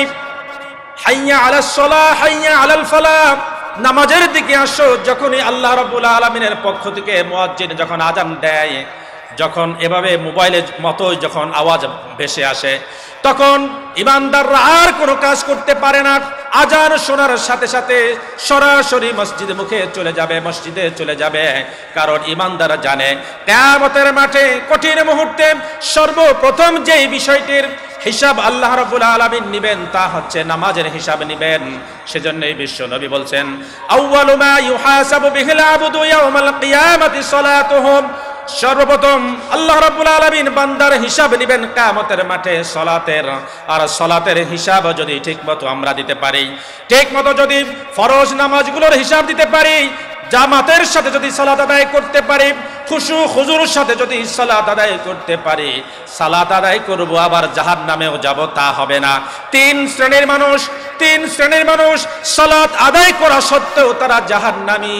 আমরা সেই জাহান্নামীদের কাতারে পড়তে চাই না, এমন সালাত আমরা আদায় করতে চাই যেই সালাতকে আল্লাহ রাব্বুল আলামিন কবুল করে নেবেন। কথা ঠিক কিনা বলেন? এমন সালাত আদায় করব যেই সালাতের ভিতরে থাকবে তাকবীরে তাহরিমা বাঁধার পরে আর কোনো হুশ, আর কোনো খেয়াল, দুনিয়ার কোনো খেয়াল থাকবে না। আমি রাজাদিরাজ, সবার রাজা যিনি, সবার স্রষ্টা যিনি, আল্লাহ রাব্বুল আলামিনের কাছে আমি দাঁড়িয়েছি। দাঁড়ানোর পরে তাকবীরে তাহরিমা বলে যখন একজন বান্দা যখন বলে আলহামদুলিল্লাহি রাব্বিল আলামিন আর রহমানির রহিম, এভাবে যখন একজন বান্দা যখন আলহামদুলিল্লাহি রাব্বিল আলামিন বলে, আল্লাহ তাআলা খুশি হয়ে ফেরেশতাদেরকে ডেকে ডেকে বলেন, ও আমার ফেরেশতারা, হাম্মাদানি আবদি, আমার বান্দা আমার প্রশংসা করেছে, আমার বান্দার যা যা দরকার, ও আমার ফেরেশতারা তোমরা সাক্ষী থাকো, আমি আমার বান্দাকে সব কিছু দিয়ে দেব। বলুন সুবহানাল্লাহ। আহা, আল্লাহ তাআলা যদি খুশি হয়ে যান, আল্লাহ তাআলা যদি কোনো বান্দার প্রতি খুশি হয়ে যান, কোন জনপদের উপরে যদি খুশি হয়ে যান, সেই জনপদ থেকে আল্লাহ তাআলা শাস্তি দেন না, সেই জনপদে আল্লাহ তাআলা কোনো গজব নাজিল করেন না, বরং সেই জনপদের উপরে আল্লাহ তাআলা রহমত নাজিল করেন, বরকত নাজিল করেন। কথা ঠিক কিনা? আল্লাহর খুশি রাখা, আল্লাহর খুশি হাসিল করা, রেজামন্দি হাসিল করা সালাতের মাধ্যমে বিশ্বনবী জনাবে মুহাম্মদুর রাসূলুল্লাহ সাল্লাল্লাহু আলাইহি ওয়াসাল্লাম বলছেন, দুনিয়াতে আমরাও জানি আল্লাহ রাব্বুল আলামিনের যতগুলো বিধান আছে ফরজ বিধান, নফল, মুস্তাহাব, ওয়াজিব যত বিধান আছে সব বিধানগুলোকে আল্লাহ রাব্বুল আলামিন দুনিয়ার জীবনে দুনিয়াতে বসে বিশ্বনবীকে দান করেছেন। কিন্তু একমাত্র বিধান সালাত, যেই সালাতকে আল্লাহ রাব্বুল আলামিন বিশ্বনবীকে ডেকে নিয়ে স্পেশালি মেহমান বানিয়ে আরশে আযিমে উঠায় নিয়ে গিয়ে বিশ্বনবীকে আল্লাহ তাআলা যেই নিয়ামতটি দান করেছেন সেটি হচ্ছে সালাত। সেটি কি? সালাত। as-salatu mi'rajul mu'minin, মুমিনদের মি'রাজ। কিন্তু সেই সালাত কিন্তু আমরা বা জামাত ঠিকমতো আমরা আজও পর্যন্ত আদায় করতে পারি না। আহা, তুরস্কের প্রেসিডেন্টের কথা খুব মনে পড়ে, দোকানের কথা। এই যে ছোট্ট ছোট সন্তানদের জন্য ঘোষণা করলো টানা 40 দিন বা জামাত আদায়ে যারা নামাজ পড়বে মসজিদে তাদের জন্য সাইকেল আছে। বাচ্চারা তো এবার পুরস্কারের ঘোষণা শুনলো তো মাশাআল্লাহ, ছোট্ট বাচ্চা ও নামাজের আর কি বুঝে, 40 দিন নামাজ জামাতের সাথে। বিশ্বনবী বলছেন যদি কোনো ব্যক্তি 40 দিন যদি এভাবে তাকবীরুল্লাহর সাথে নামাজ আদায় করে আল্লাহ তাআলা তার জন্য দুইটা জিনিস হারাম করে দেন, মুক্তি দিয়ে দেন তাকে। একটা হচ্ছে জাহান্নাম থেকে মুক্তি দিয়ে দেন, আর একটা হচ্ছে নেফাকত থেকে, মুনাফিক থেকে তাকে মুক্তি দিয়ে দেন। বলুন সুবহানাল্লাহ। তাবলিগ জামাতের ভাইয়েরা বোধহয় এখান থেকে একটা জিনিস নিয়েছে, এক চেল্লা মানে কয়দিন? 40 দিন। কয়দিন? 40 দিন। কিছু কিছু ভালো দিক তাদের আছে, যাদের যতগুলো ভালো দিক আছে বলা দরকার। সেকান্দার ভাই বলছিলেন কোন এক প্রসঙ্গে আজকের, যে যাদের যতটুকু ভালো, আওয়ামী লীগ যতটুকু ভালো কাজ করে, ভালো কিছু করে, ভালোর রিওয়ার্ড, ভালোর স্বীকৃতি এগুলা যে দল করি না কেন সেগুলো দেওয়া উচিত। বিএনপি যদি ভালো কিছু করে সেটাও স্বীকৃতি দেওয়া উচিত। কিন্তু এখন আমরা এটা আওয়ামী লীগ করেছে, এটা আমরা বিএনপি বা আওয়ামী লীগ যারা করি না এটা মেনে নিতে পারি না। এটা বিএনপি করেছে, তা যদি মুক্তিযুদ্ধ করেও যদি মুক্তিযোদ্ধা হয় আর আওয়ামী লীগের পছন্দ না হয়, হাতে মুহূর্তের মধ্যে রাজাকার হয়ে যাবে। কথা ঠিক কিনা বলেন? আমি আওয়ামী লীগের বন্ধুদেরকে খেপাচ্ছি না, তাদেরকে কটাক্ষ করে কথা বলছি, এটা বাস্তবতা। আমরা কারো ছায়া কেউ দেখতে পারি না। গতকালকের মাহফিল ছিল আমার নিজ জেলা ঝালকাঠিতে। নামাজের মাহফিলের পরে খাওয়া দাওয়া করেছি একসাথে। Sitting chairman Ripon chairman Awami লীগের এবং বিএনপির বোধহয় ইউনিয়ন পরিষদের সভাপতি যিনি, এবং সামনে 11 এপ্রিল নির্বাচন, দুইজনই দাঁড়াবেন, একদিকে আওয়ামী লীগ একদিকে বিএনপি। পরস্পরের মধ্যে যে কি মহব্বত।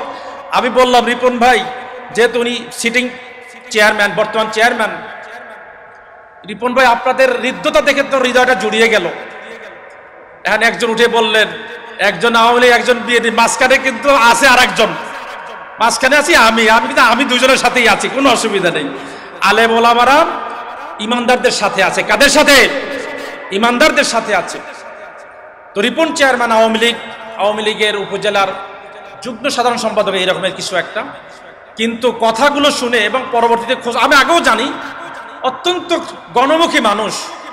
আমাদের সাবেক মেয়র ছিলেন ABM মহিউদ্দিন চৌধুরী। আওয়ামী লীগ করলে কি হয়েছে, আমি তাকে নিজ চোখে যে কয়েকটি ঘটনা দেখেছি যেগুলো না বললে আর নয়। এই রকমের মানুষ যদি আওয়ামী লীগ করে ঠিক আছে, কিন্তু আওয়ামী লীগ করে অনেকে আরেকজনের চেহারাও দেখতে পারে না, ছায়াও দেখতে পারে না, এমন আছে কিনা বলেন? বিএনপি করে আওয়ামী লীগের ছায়া দেখতে পারে না, হওয়া উচিত না। কেন হবে এটা? একজন আরেকজনে কিলাকিলি করি না, এটা হওয়া উচিত না, এটা আমরা করব না।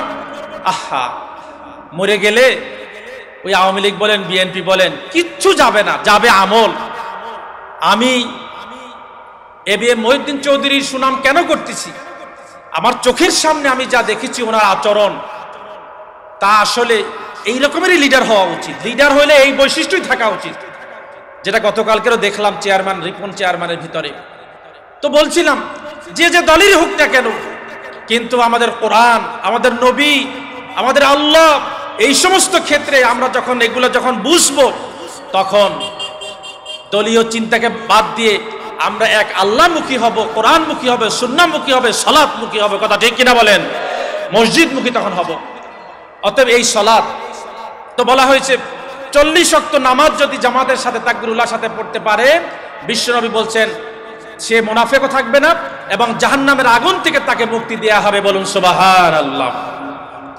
তো বলছিলাম তাবলিগ জামাতের ভাইয়েরা, এই যে চেল্লা, এরা যে চেল্লা দেয় 40 দিনের এক চেল্লাতে যারা যায় সবাই মোরাললেস চেষ্টা করে তাকবীরুল্লাহর সাথে নামাজ আদায় করতে। এটা একটা খুব ভালো দিক। অনেক দিক আছে, আবার কিছু নেগেটিভ পয়েন্টও আছে। সারা বছর সারাটি যুগ ক্লাস 5ই থাকবে, 6 আর উঠবে না, 7-এ উঠবে না, 8-এ উঠবে না, 9-এ উঠবে না। ওই যে সামান্য কিছু জিনিস ওগুলো নিয়ে আছে না, এটা তো ইসলাম না। তো যা হোক, সালাত, যেই সালাতকে আল্লাহ তাআলা আমাদের সুযোগ করে দিয়েছেন রব্বে কারিমের সাথে একটা সম্পর্ক তৈরি করার। আমাকে যদি বলা হয়, আমার স্ত্রী যদি বলে আমি বিদেশে আছি, আমি যদি আমার স্ত্রীকে বলি যে দৈনিক 5 বার তোমার সাথে কথা বলবো, 3 বার কথা বলবো, অমুক টাইমে অমুক টাইমে অমুক টাইমে, স্ত্রী বারবার ঘড়ির দিকে তাকাবে যে এখনো বাচ্চা কিনা, ওই সময় হয়েছে কিনা, সময় হয়েছে, ফোন দিবে বা আমি ফোন দিব। আল্লাহ রাব্বুল আলামিন এই মুয়াজ্জিনের মাধ্যমে সকালে একবার আমাকে ডাকে, দুপুরে একবার ডাকে, বিকালে ডাকে, সন্ধ্যায় ডাকে, রাতে ডাকে, ডেকে ডেকে বলে বান্দা তুই সকালে নামাজ আদায় করেছো, আবার দুপুরে আদায় করবি, এই 2 ওয়াক্তের মাঝে যেই সগীরা গুনাহগুলো হয়েছে তোর মাপ না চাইলেও 2 ওয়াক্তের নামাজ জামাতে পড়ার কারণে আমি আল্লাহ রাব্বুল আলামিন তোর গুনাহগুলোকে মাফ করে দিয়েছি। বলুন সুবহানাল্লাহ। কত গুনাহ আমরা করেছি। আল্লাহ রাব্বুল আলামিন বলছেন, ও আমার বান্দারা, পাহাড় পরিমাণ যদি গুনাহ হয়, তাম পৃথিবীর মানুষের গুনাহ যদি এক জায়গায় করা হয়, আর আমি আল্লাহ রাব্বুল আলামিনের গফুর ও গফফার নামের একটার কণা যদি একদিকে দেওয়া হয়, তাম পৃথিবীর মানুষের গুনাহগুলো মাফ হয়ে যাবে, কিন্তু আমার রহমত, আমার মাগফিরাত তখনও পর্যন্ত শেষ তো দূরের কথা, শুরুই হবে না। সুবহানাল্লাহ। লা তাকনাতু মির রাহমাতিল্লাহ, আল্লাহর রহমত থেকে নিরাশ হওয়া যাবে না, আল্লাহর রহমত থেকে নিরাশ হওয়া যাবে না। আল্লাহ তাআলা আমাদের সবার গুনাহ মাফ করবেন কি করবেন না? করবেন কিনা বলেন? করবেন। তাহলে সালাতের পরে, এই যে ফরজ নামাজের পরে আপনি সবাই মিলে না পড়েন, একা একা দোয়া করেন। কত দোয়া আছে, হাত তুলে দোয়া করেন। ইদানিং হাত তুলে দোয়া করা যাবে কি যাবে না এটা নিয়ে অনেক কথা আছে, বিভিন্ন মসজিদেও আছে, বিভিন্ন আলেম ওলামাদের পক্ষ থেকে কথা আছে। আমার মসজিদেও 2-1 বলতে চায়, আমি বলি মাসলা আমি কম বুঝি ঠিক আছে, কিন্তু আমি যা বুঝি আমি আমারটা বুঝি। কারণ আমি আপনাদেরকে বলি নাই কাউকে হাত আমার সাথে তুলতে, আপনারা তুলতে পারেন, আমি তুলে হাত দোয়া করতেছি আল্লাহর কাছে, আমি বলতেছি, ফরিয়াদ করতেছি। আমি যদি হাত 2টা উপরে তুলে আল্লাহর কাছে বলি, তাহলে আমার মনটা একটু শান্তি লাগে, মনে হয় যেন আমি আল্লাহর কাছে আমার ফরিয়াদটুকু, আমার মনের আকুতি মিনতিটুকু আল্লাহর কাছে বলতে পারতেছি, বলছি। হ্যাঁ, আমি হাত নিচে নামায় বললেও আল্লাহ শুনবেন, কিন্তু আমার মনের যে একটা প্রশান্তি সেটা আসে না। সেজন্য আমি আমার মনের প্রশান্তির জন্য হাত তুলে আমি দোয়া করি। চাইলে আপনারা আমার সাথে করতেও পারেন, না করলেও করতে অসুবিধা নাই, আপনারা চলে যান, অসুবিধা নেই। কিন্তু এটাকে বেদাত, এটাকে অমুক তমুক নানান তকমা আমরা দিয়েছি, অনেক কিছুই আমরা করছি। হ্যাঁ, বেদাত যেগুলো, সেগুলো ধারে কাছেও আমাদের যাওয়া যাবে না। সালাত, এরপরে যাকাত। দেখেন, আমরা পুঙ্খানুপুঙ্খভাবে যাকাত কিন্তু আমরা দেই না। শুধু যাকাত দিলেই হবে না, যাকাতের বাইরেও কিন্তু এমন কিছু জিনিস আছে যেগুলো আমাদের করা দরকার। সাদাকা, আজকের আপনারা, আমি যখন এসেছিলাম তখন আমার প্রিয় ভাই প্রফেসর মাওলানা আফলাতুন কাউসার, আপনাদের সম্মানিত খতিব, উনি দানের আলোচনা করেছিলেন। আলহামদুলিল্লাহ, আপনারা অনেক মুক্ত মনে দান করেছেন। কুমিরের মানুষগুলো অনেক দানশীল মানুষ, আমি জানি, এটা আপনাদের সামনে বলছি না। আপনারা অনেকেই আছেন যারা হয়তো আজকের ঘোষণা দেন নাই, কিন্তু মনে মনে নিয়ত করে রেখেছেন যে আপনারা মসজিদের জন্য, মাদ্রাসার জন্য দান করবেন। প্রিয় ভাইয়েরা, মাদ্রাসার জন্য যদি দান করেন, একটা ছেলে যদি মানুষ হয়, সত্যিকার অর্থে আলেম হয়, এই ছেলেটা যদি দোয়া করে, তখন এই দোয়ার ভিতরে কিন্তু আপনিও থাকবেন, আমিও থাকবো। কথা ঠিক কিনা বলেন? এই যে করোনা পিরিয়ডে কত মানুষ চলে গেল, আহা, এমন একটি মানুষের জীবনী আজকে পড়েছি, যেই মানুষটি এই পৃথিবীতে যখনই সবচেয়ে দামি যেই ব্র্যান্ডের গাড়ি বের হয়, সেই দামি ব্র্যান্ডের গাড়িটি, টাকার গাড়িটি সে সর্বপ্রথম কিনে। সর্বপ্রথম যেই স্যুট, কোট, টাই অথবা জুতো বের হয়, সেটা সে কিনে। এত অজস্র টাকার মালিক সে। এখন বলছে আমার গ্যারেজে কোটি কোটি ডলারের গাড়ি আছে, এক একটা গাড়ির দাম, কিন্তু আজকের আমি ক্যান্সার আক্রান্ত, আমার গ্যারেজে গাড়ি পড়ে আছে, কিন্তু আমি সেই গাড়িতে আর চড়ে বেড়াতে পারছি না। ওই লোকটি বলছে আমার আলমারি ভরাও এমন পোশাক, এক একটা পোশাকের দাম লক্ষ লক্ষ ডলার, কারণ আমি হচ্ছি ফ্যাশন ডিজাইনার। সর্বপ্রথম যেই জিনিসটি বের হয় দামি, সেই জিনিসটা আমি কিনি। আমার আলমারি ভরা, কিন্তু আজকের আমি গায়ে দিতে পারি না, কারণ আমার শরীরের ভিতরে আছে ওই যে হসপিটালের সেই একটি কাপড়, কারণ আমি এখন হসপিটালের বেডে বেডে দৌড়াই, আমি ভালো কোনো দামি কোনো খাটেও শুইতে পারি না, কোনো দামি কোনো কাপড়ও আর আজ আমার গায়ে নেই। বলছে দামি ঘড়ি আমি পড়তাম, আজকের ঘড়ি পড়া বাদ দিয়েছি, কারণ ঘড়িটা বড় হয়ে গেছে, আমি আর পড়তে পারছি না। দেখেন আজকের যারা কোটিপতি, অনেক বড় অট্টালিকা, বড় দালান কোঠার মালিক অথবা শিল্পপতি, একটু চিন্তা করেন, চোখ দুইটা বন্ধ হয়ে গেছে, আপনি কিসের মালিক? কিছুই না। কিন্তু আপনি যদি এই মাদ্রাসার জন্য দান করে যান, 5 লক্ষ টাকা দান করেন, 10 লক্ষ টাকা দান করেন, এই মাদ্রাসা যতদিন পর্যন্ত থাকবে, যত আলেম বের হবে, আলেমের ছাত্র তার ছাত্র কিয়ামত পর্যন্ত এই আলেমের ধারাবাহিকতা থাকবে। আপনি মরে যাবেন আর আপনার আমল নামায় কবরের ভিতরে এর সওয়াব আল্লাহ রাব্বুল আলামিন পৌঁছাতে থাকবেন। কথা ঠিক কিনা বলেন?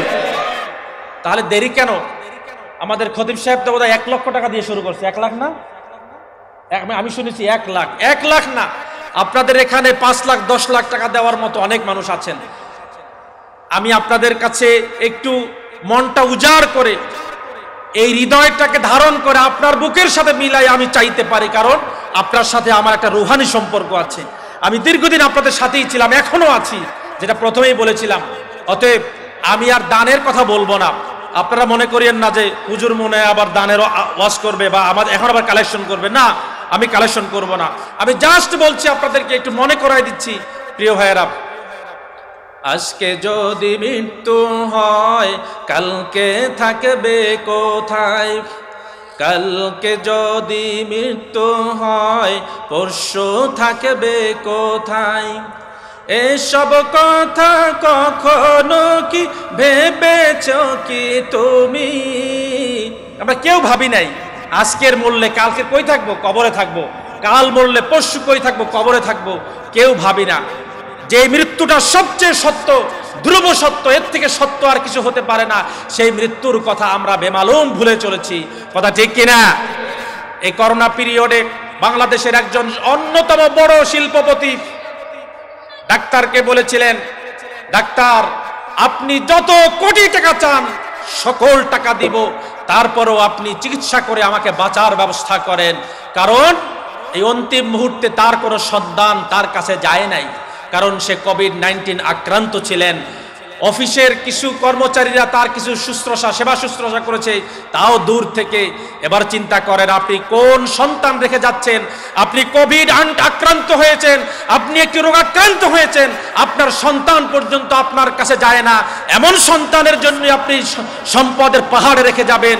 এমন সন্তানের জন্য সম্পদের পাহাড়ে রেখে যাওয়ার কোনো প্রয়োজন নেই। কথা ঠিক কিনা বলেন? ওখান থেকে কিছু টাকায় মাদ্রাসায় দান করে যান, সময় আছে। মালাকুল মউত যখন টিপে ধরবে আর সময় পাবেন না দান করার। এজন্য আমি বলবো, মসজিদ, মাদ্রাসা, দ্বীনি প্রতিষ্ঠানগুলো, জনকল্যাণমূলক প্রতিষ্ঠানগুলোতে আপনারা দান করবেন। এটা এবং জাকাতের যে খাতগুলো আছে 8টি খাত, সেই খাতে তো অবশ্যই আমরা দিব। আল্লাহ রাব্বুল আলামিন সুস্পষ্ট ঘোষণা দিয়েছেন, যারা এই স্বর্ণ, মুদ্রা, রৌপ্য এগুলাকে পুঞ্জীভূত করে রাখে, ওয়ালা ইউনফিকুনাহা ফি সাবিলিল্লাহ, আল্লাহর রাস্তায় এগুলা দান করে না, ফাবাশশিরহুম বিআযাবিন আলীম, তাদেরকে কঠিন সুসংবাদ, কি বলে, তাদেরকে সুসংবাদ দেওয়া হয়েছে, যন্ত্রণাদায়ক শাস্তির সুসংবাদ দেওয়া হয়েছে। অতএব আমরা যেন জাকাত ঠিকমতো আদায় করি। এরপরে 4th নম্বর আল্লাহ রাব্বুল আলামিন যে কাজটির কথা আমাদেরকে বলেছেন, ওয়াকরিদুল্লাহা করদান হাসানা, তোমরা আল্লাহকে কর্জ হাসানা দাও, আল্লাহকে ঋণ দাও। আচ্ছা বলেন, আল্লাহ তাআলা তো খুব ঠেকা পড়েছে যে আপনার কাছে আমার কাছে এসে 500, 5000, 10,000, 10 লাখ টাকা ঋণ চাইবে, যে বান্দারা আমাকে 10,000 টাকা ঋণ দাও। আল্লাহ খুব ঠেকা পড়ছে না? আল্লাহ ঋণগ্রস্ত হয়ে গেছে কি বলেন? না। আল্লাহ রাব্বুল আলামিন, বিশ্বনবী, হাদিসে এসেছে, ইমাম মুসলিম হাদিস বর্ণনা করেছেন, পরবর্তীতে গোলাম মোস্তফা কবিতা লিখেছেন, হাসরের দিন বলিবেন খোদা হে আদম সন্তান। এই যে কবিতা আমরা পড়েছি, এটি মুসলিম শরীফের একটা হাদিস। আল্লাহ তাআলা কিয়ামতের মাঠে বড় বড় ধনাঢ্য যারা, তাদেরকে জিজ্ঞেস করবে, ওই তোমাকে তো অনেক টাকা পয়সার মালিক করেছিলাম, তোমার কাছে একজন দুর্বল মানুষ, অসমর্থ মানুষকে পাঠিয়েছিলাম, যেই লোকটি খুবই দরিদ্র ছিল, হঠাৎ করে বিপদে পড়েছে, অথবা যেই লোকটি ধনী ছিল কিন্তু হঠাৎ করে বিপদে পড়েছে, টাকা নেই, এখনই স্ত্রীকে ডাক্তারের কাছে নিতে হবে, সন্তান সম্ভবা সিজার করতে হবে, টাকা নেই, তোমার কাছে লাখ লাখ টাকা আছে, তোমার কাছে 20,000 টাকার জন্য গিয়েছিল, তুমি নিয়ে বিনিয়ে তাকে বিদায় করেছো, না আমার কাছে টাকা নাই, আমি দিতে পারবো না। কেন? তোমার লাখ লাখ টাকা থেকে 20,000 টাকা তাকে দান যদি নাও করতে, অন্তত কর্জে হাসানা দিলেও তো দিতে পারতাম, সে তো কর্জে হাসানাই চেয়েছিল, তুমি দাও নাই। অতএব আমি তো আমাকে দেওয়া মানে হচ্ছে ওই মানুষটিকে দেওয়া, আমি তাকে পাঠিয়েছিলাম আমার পক্ষ হয়ে, তুমি তাকে দাও নাই, যদি তাকে দিতা তাহলে আমাকেই দেওয়া হতো, আজকে তোমাকে আসামির কাঠ করে দাঁড়াতে হবে, আমাকে কর্জে হাসানা তুমি দাও নাই। এই জন্য আল্লাহ রাব্বুল আলামিন বলছেন, ইন তুকরিদুল্লাহা করদান হাসানান ফায়ুদাইফুহু লাকুম, যদি তোমরা আল্লাহ রাব্বুল আলামিনকে কর্জে হাসানা দাও, ফায়ুদাইফুহু লাকুম, আল্লাহ রাব্বুল আলামিন সেই কর্জে হাসানা অনেক অনেক গুণে তোমাদেরকে বাড়িয়ে দিবেন। শুধু তাই নয়, ওয়াগফির লাকুম, তোমাদেরকে ক্ষমা করে দিবেন। কর্জে হাসানা যদি আমরা ঠিকমতো দিতে পারি, আল্লাহ রাব্বুল আলামিন আমাদের সম্পদকে বাড়িয়ে দিবেন এবং আমাদেরকে ক্ষমা করবেন। যে গুনাহ আমাদের দ্বারা হচ্ছে, প্রতিনিয়ত গুনাহ হচ্ছে, সেই গুনাহগুলোকে আল্লাহ তাআলা আমাদেরকে মাফ করে দিবেন এই কর্জে হাসানার মাধ্যমে। দেখেন বিশ্বনবী সাল্লাল্লাহু আলাইহি সাল্লাম বলছেন, রাআইতু লাইলাতান উসরিয়া বি বাবাল জান্নাহ মাকতুবান, বিশ্বনবী বলছেন যেদিন আমাকে আল্লাহ রাব্বুল আলামিন মেরাজে উঠায় নিলেন, মেরাজের রজনীতে আমি স্বচক্ষে জান্নাতের একটা দরজার ভিতর আমি লেখা দেখলাম। কি লেখা?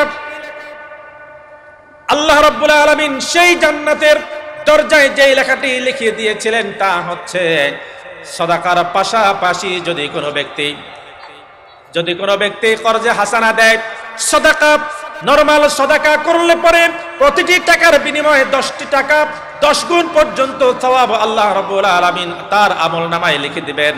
কিন্তু যদি কেউ কর্জে হাসানা দেয়, প্রতিটি টাকা কর্জে হাসানার বিনিময়ে 1 নয় 2 নয় 18 গুণ পর্যন্ত সওয়াব আল্লাহ রাব্বুল আলামিন তার আমলনামায় লিখে দিবেন। বলুন সুবহানাল্লাহ।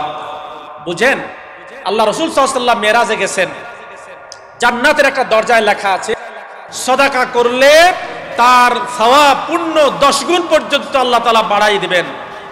আর কর্জে হাসানা যদি কেউ দেয়, তার সওয়াব দিবেন বিসামানিয়াতা আশারা দিফান, 18 গুণ পর্যন্ত সওয়াব আল্লাহ তাআলা কর্জে হাসানা যারা দেয় তাদেরকে সওয়াব দিবেন। সুবহানাল্লাহ। কেন? এবারে মুহাদ্দিসিন কিরাম বলছে এটা কেন হচ্ছে? বলছে এজন্যই, কারণ কর্জে হাসানা মানুষ দিতে চায় না। আপনাদের সমাজে অনেকেই আছে টাকা লাগায়, সুদে লাগায়, আছে না? আছে কিনা বলেন? কুমিরাই মনে হয় নাই।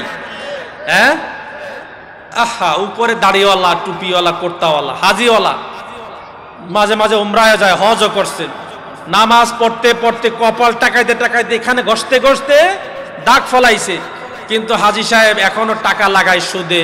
এমন হাজি সাহেব আমাদের সমাজে আছে কিনা? আছে কিনা বলেন? হাজি সাহেবরা, আপনারা আমার উপর রাগ করিয়েন না, আমি আপনাদেরকে সতর্ক করছি মাত্র। আহা, এই যে সুদের উপরে টাকা লাগায় আপনি ইবাদত করছেন, আপনার ইবাদত তো আল্লাহ রাব্বুল আলামিনের কাছে কবুল হবে না। সুদের টাকা দিয়ে হজ করলে কবুল হবে? কোরবানি দিলে হবে? যাকাত দিলে হবে না।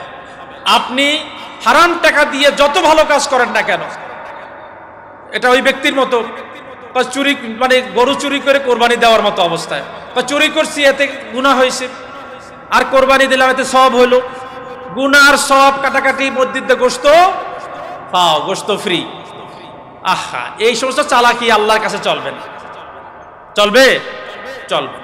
তাহলে আমাদেরকে আল্লাহ রাব্বুল আলামিনকে খুশি করার জন্যই, আমাদের আখের গুছানোর জন্য কর্জে হাসানা দেওয়া দরকার। আছে কিনা বলেন? আছে। আমি মাঝে মাঝে বলি, আমাদের মতো ছোটখাটো মানুষের কাছে কর্জে হাসানা মানুষ বেশি টাকা চাইতে আসে না, 500, 1000, 2000, 5000, 10,000 এই রকমের।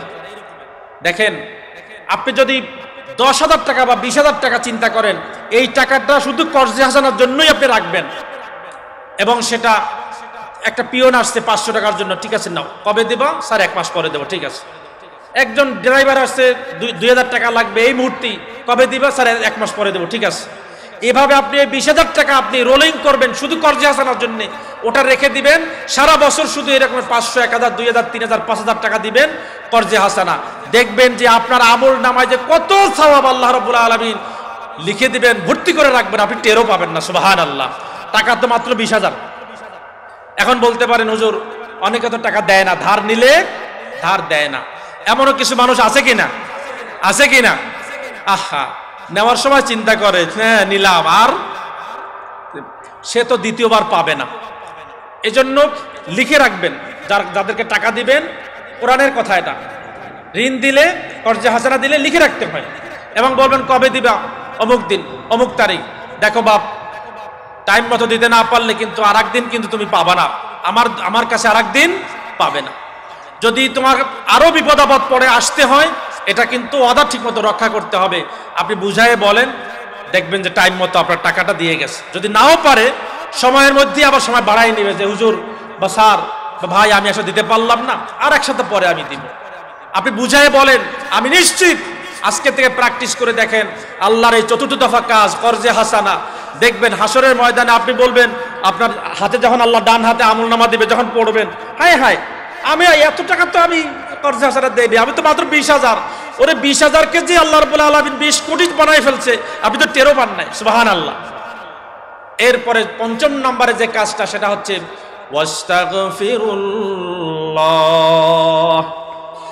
ও দুনিয়ার মানুষ, অনেক অপরাধ করেছো, অনেক পাপ করেছো, কবিরা গুনাহ করেছো, তুমি মনে করেছো আর আমার ক্ষমা হবে না। তুমি তো সেই কাহিনী জানো, 100টি মানুষকে হত্যা করার পরেও সেই মানুষকে আল্লাহ রাব্বুল আলামিন ক্ষমা করে দিয়েছেন। তুমি তো সেই কাহিনী জানো, যে মানুষটি জিনা করার পরে সন্তান গর্ভের ভিতরে ছিল, সেই নারী বিশ্ব নবীর দরবারে এসে বললেন, ইয়া রাসূলুল্লাহ জানাই তো, হে আল্লাহ রাসূল আমি জিনা করেছি। বিশ্ব নবী বললেন, না তুমি জিনা করো নাই, হয়তো অন্য কিছু করেছো। না ইয়া রাসূলুল্লাহ আমি জিনা করেছি, বিশ্বাস না হলে আমার পেটের ভিতরে বাচ্চা কনসেপ্ট করেছে। বিশ্ব নবী বললেন, যাও এখন যাও, বাচ্চা প্রসব করুক, তারপরে তুমি আসবে। বাচ্চা প্রসব করার পরে বাচ্চা নিয়ে আসলো। ইয়া রাসূলুল্লাহ আপনি না ওয়াদা করেছিলেন বাচ্চা প্রসব করার পরে আসার জন্য, এ তো আমার জেনার সেই সম্পদ বাচ্চা। বিশ্ব নবী বলছেন, না না, এখনো তোমার ব্যাপারে কোনো সিদ্ধান্ত দেওয়া যাবে না, বাচ্চা ততক্ষণ না তোমার বুকের দুধ ছাড়ান দিবে, দুধ খাওয়া বন্ধ করবে, 2টা বছর পর্যন্ত তোমাকে অপেক্ষা করতে হবে।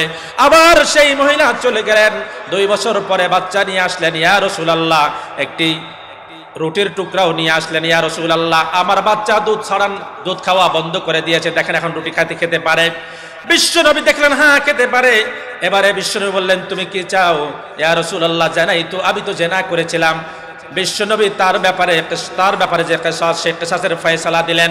কে জাতের মহিলা ছিলেন, কে জাতের মানুষ বিশ্বনবী মুহাম্মদুর রাসূলুল্লাহ সাল্লাল্লাহু আলাইহি ওয়াসাল্লাম তৈরি করে গেছেন, জিনার মতো একটি অপরাধ করেছে, বিশ্বনবীর দরবারে অকপটে স্বীকার করেছে।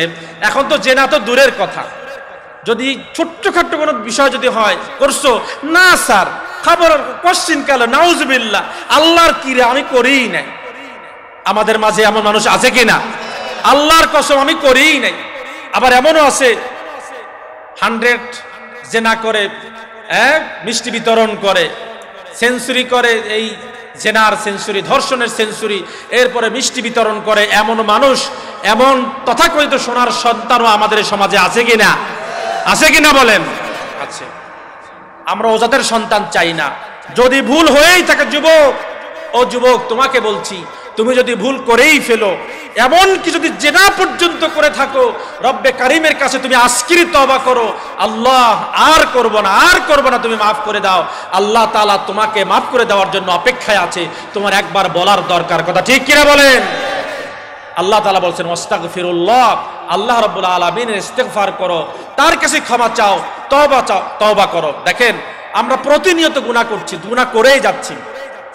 তওবার যে শর্তগুলো, ইখলাসের সাথে, নিষ্ঠার সাথে তওবাও করি আমরা এরকমের, আস্তাগফিরুল্লাহ ওয়া আতুবু ইলাইহি, এভাবে মুখে তওবা পড়ি, ইস্তিগফার করি, মনে মনে চিন্তা করি কার বাস দেওয়া যায়, কারে পিটানো যায়, কার জমিন ঠেলা যায়, কার একটু ওজনে কম দেওয়া যায়, কার জমিনটা দখল করা যায়। এই দখলদারিত্ব আছে কিনা বলেন? আছে কিনা বলেন? যেই পার্টি যখন ক্ষমতায় থাকে শুধু দখল আর দখল, দখল আর দখল, ঘেরাও দেয়, ঘেরাও দেয়, আছে কিনা? আছে। আহা, চিন্তা করে না তোমার কতটুকু লাগবে? আল্লাহ রাসূল তো বলছেনই, লাউ কানা লিবনি আদম ওয়াদিয়ান মিন যাহাবিন ওয়া ফিদ্দা লাবতাগা সালিসান, বনি আদমকে যদি এক পাহাড় পরিমাণ স্বর্ণ আর এক পাহাড় পরিমাণ রৌপ্য দেওয়া হয়, লাবতাগা সালিসান, তৃতীয় আরেকটি পাহাড় সে খুঁজবে, আরেকটা স্বর্ণের পাহাড় সে খুঁজবে। আল্লাহ রাসূল বলছেন ওর পেট ভরবে না যতক্ষণ না মাটি তার ভিতরে ঢুকবে, অর্থাৎ কবরে গেলে পরেই কেবল তার পেট ভরবে, এর আগে তার পেট ভরবে না। আলহাকুমুত তাকাসুরু হাত্তা যুরতুমুল মাকাবির। আজকের আমাদের মাইজ ভান্ডার শরীফ মাশাআল্লাহ মোটে ভরে না, মোটে ভরে না, মোটে ভরে না। আরো চাই, আরো চাই, আরো চাই। হাল মিম মাজিদ, হাল মিম মাজিদ। না, এটা ইমানদারদের চরিত্র হতে পারে না। ইমানদার ইখলাসের সাথে আল্লাহর কাছে তওবা করবেন, ইস্তেগফার করবেন। প্রিয় ভাইয়েরা, এই যে তওবার যে বৈশিষ্ট্যগুলো, শর্তগুলো, আমাদেরকে কি বলে তওবা করতে হবে কেমনে? ইখলাসের সাথে তওবা করতে হবে। আল্লাহ, পিছনের যে গুনাহ করেছি রব্বুল আলামিন তুমি সেই গুনাহগুলো মাফ করে দাও। সবাই বলে আমিন। আল্লাহ, আমি সেই গুনাহগুলোর ব্যাপারে লজ্জিত।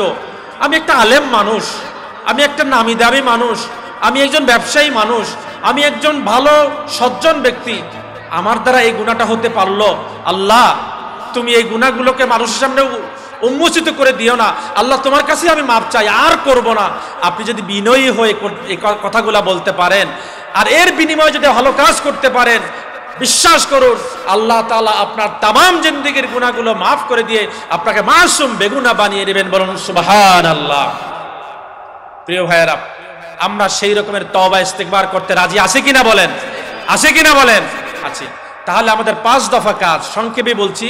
প্রথমটা ছিল আমাদের কোরআন গবেষণা, কোরআন তেলাওয়াত, কোরআন অধ্যয়ন, ফাকরাউ মা তায়াসসারা মিনহু। দ্বিতীয় ছিল নামাজ কায়েম করা, নামাজ আদায় করা। তৃতীয় ছিল যাকাত দেওয়া। চতুর্থ ছিল কর্জে হাসানা দেওয়া। এবং পঞ্চম হচ্ছিল ইস্তেগফার, তওবা, ইস্তেগফার এগুলা করা। ইস্তেগফারের উপরে আমার আগের বক্তা আলোচনা করেছেন। আসলে বিশ্বনবী সাল্লাল্লাহু আলাইহি সাল্লাম দৈনিক মিনিমাম 20 বার, কোন হাদিসে আসছে 70 বার আল্লাহ রাব্বুল আলামিনের কাছে তওবা ইস্তেগফার করতেন। যেই নবীর কোনো গুনাহ নেই, জিন্দেগিতে কোনো গুনাহ করেন নাই, গুনার ধারেও যায় নাই, সেই নবী প্রতিদিন মিনিমাম 20 বার বা 70 বার আল্লাহ রাব্বুল আলামিনের কাছে তওবা ইস্তেগফার করেছে। আর আমরা মাপ পেয়ে গেছি। কি বলেন? আমরা আল্লাহর পক্ষ থেকে চিরকুট পেয়ে গেছি যে আমরা জান্নাতের মেহমান। এমন হয়েছে? এমন হয় নাই।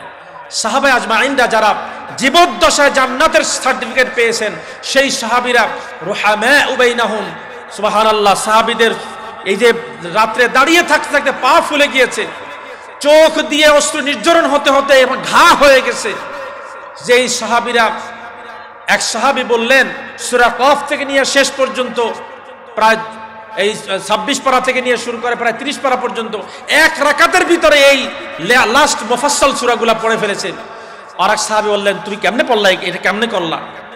চিন্তা করেন, প্রায় 26 পারা মাঝামাঝি থেকে নিয়ে শুরু করে 27, 28, 29, 30, 4, 4.5 পারা কোরআন শরীফ এক রাকাতে পড়েছে একজন সাহাবী। সুবহানাল্লাহ। আর আমরা রমজান আসতেছে, 8 রাকাত না 20 রাকাত, দ্বন্দ্ব, মারামারি, কিলাকিলি আছে কি নাই? আছে কিনা বলেন? 8 রাকাত পড়বেন, 5.5 ঘন্টা লাগাইছে আল্লাহ রাসূল, তাহলে 8 রাকাত পড়েন, 5.5 ঘন্টা।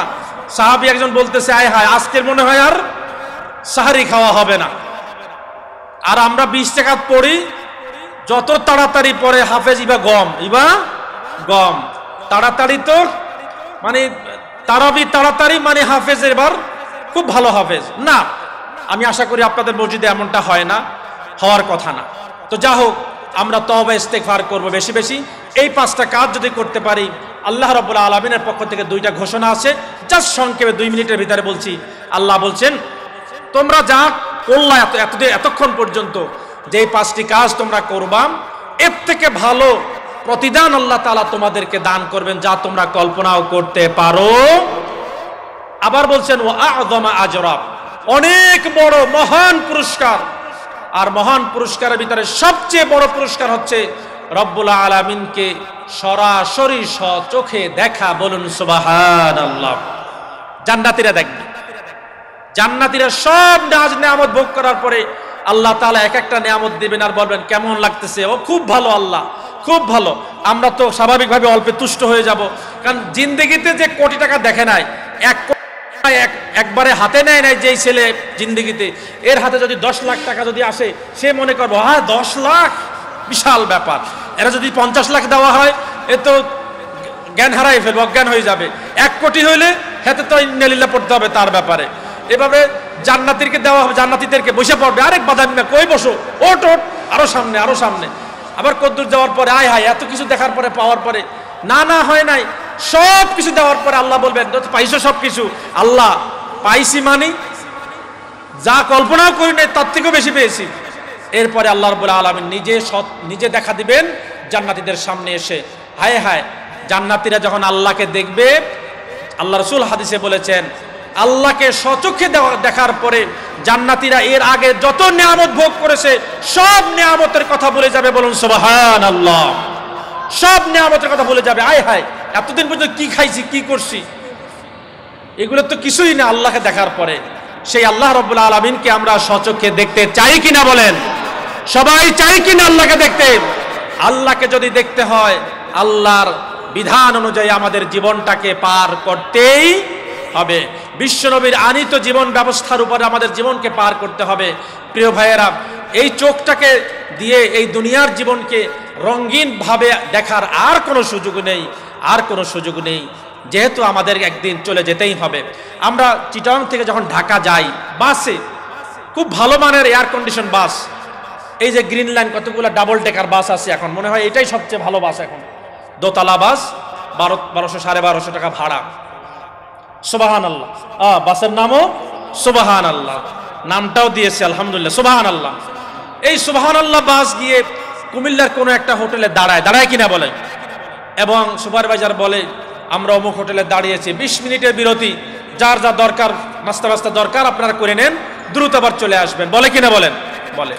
20 মিনিটের জন্য কেউ নেমে হোটেলে গিয়ে একটা নাক টেনে ঘুম নেয়া, বাবারা ঘুমা, তুই ঘুমা, কেউ ঘুমাবে? 20 মিনিটের জন্য কেউ ঘুম দেবে? দিবে না। কারণ ঘুম দিলে গাড়ি মিস করবে, ঢাকা আর যাওয়া হবে না। দেখেন, আমাদের মঞ্জিল হচ্ছে জান্নাত। আমাদের আদি পিতা আদম আলাইহিস সালাম জান্নাতে ছিলেন, একটা প্রক্রিয়ার মাধ্যমে তিনি দুনিয়াতে এসেছেন, আল্লাহ তাকে পাঠিয়েছেন দুনিয়াতে। কিন্তু আমরা ছিলাম জান্নাতে, আমাদের আবার টার্গেট হচ্ছে জান্নাত। মাঝখানে কয়েকদিন দুনিয়াতে আমরা ইন্টারভেল আমরা দিচ্ছি ওই হোটেলে, ওই যে 14 গ্রাম, কুমিল্লা 14 গ্রাম হোটেলের মতো 20 মিনিটের বিরতি। আখেরাতের 20 মিনিট না, 20 সেকেন্ড না, তার থেকেও কম। আপনার 60 বছর, 70, 80 বছর, এগুলো কোনো হায়াতই না। এই হায়াতটা আমরা শুধুমাত্র জান্নাতকে কামাই করার জন্যে, আল্লাহর রেজামন্দি হাসিলের জন্যে। অতএব আমরা যদি আল্লাহর রেজামন্দি হাসিল করতে পারি, নিঃসন্দেহে আল্লাহ রাব্বুল আলামিন আমাদের জন্য জান্নাত তৈরি করে রেখেছেন। উইদ্দাতুল লিল মুত্তাকিন, আল্লাহ তাআলা মুত্তাকিদের জন্য জান্নাত তৈরি করে রেখেছেন। সেই জান্নাতে আমরা যেতে পারবো কি পারবো না? ইনশাআল্লাহ পারবো কিনা বলেন? ইনশাআল্লাহ আমরা জান্নাতে যেতে পারবো ইনশাআল্লাহ। আজকে যেভাবে আমরা সবাই একত্রিত হয়ে মাহফিল শুনলাম, রব্বুল আলামিন আজকের এই গভীর রজনীতে ভাইদেরকে নিয়ে দোয়া করব, রব্বুল আলামিন সবাইকে সাথে নিয়ে একসাথে জান্নাতে যাওয়ার তুমি তৌফিক দান করো। সবাই বলি আমিন। আল্লাহ তুমি খুশি হও, আল্লাহ তুমি খুশি হও। সেই কথা, সেই কাজ, সেই চিন্তা চেতনা, সেই ব্যবসা, সেই চাকরি, সেই বাণিজ্য, আল্লাহ সেই কাজ করার তুমি তৌফিক দান করো। সবাই বলি আমিন। আল্লাহ আর তোমার বিরোধী, তোমার নবীর বিরোধী কোনো পথে, কোনো মতে আর চলবো না। চলবো? আল্লাহর বিরোধী মতে, নবীর বিরোধী মতে আমরা চলবো? কোনো ইমানদার চলতে পারে না, ইমানদার চলতে পারে না। প্রিয় ভাইয়েরা, আল্লাহ রাব্বুল আলামিনের কাছে তৌফিক কামনা করছি। রব্বুল আলামিন, তুমি যে কিতাবুল্লাহ, যে কিতাবকে আমাদেরকে দিয়েছো, তোমার বাণী, এই বাণীটাকে যেন আমরা ঠিকমতো আমাদের হৃদয়ে ধারণ করতে পারি। এই বাণীর সব শিক্ষাগুলো যেন ক্রমান্বয়ে যেন আমরা গ্রহণ করতে পারি। আল্লাহ তাআলা তোমার নবীর সুন্নাহকে যেন আমরা মানতে পারি। রব্বুল আলামিন, তুমি দয়া করেছো, আর একটু দয়া করো। আল্লাহ, তুমি দয়া করে আমাদেরকে দুনিয়ায় পাঠিয়েছো, আমাদেরকে মানুষ করে পাঠিয়েছো, আশরাফুল মাখলুকাত করে পাঠিয়েছো। শুধু তাই নয়, বিশ্বনবী মুহাম্মদুর রাসূলুল্লাহ সাল্লাল্লাহু আলাইহি সাল্লামের উম্মত করে পাঠিয়েছো। আল্লাহ, তুমি আর একটু দয়া করো। আল্লাহ, তুমি আমাদেরকে হক পথে রাখো, হালাল পথে রাখো, হারাম থেকে আমাদেরকে দূরে রাখো। সবাই বলে আমিন। একটু সামনে আসো।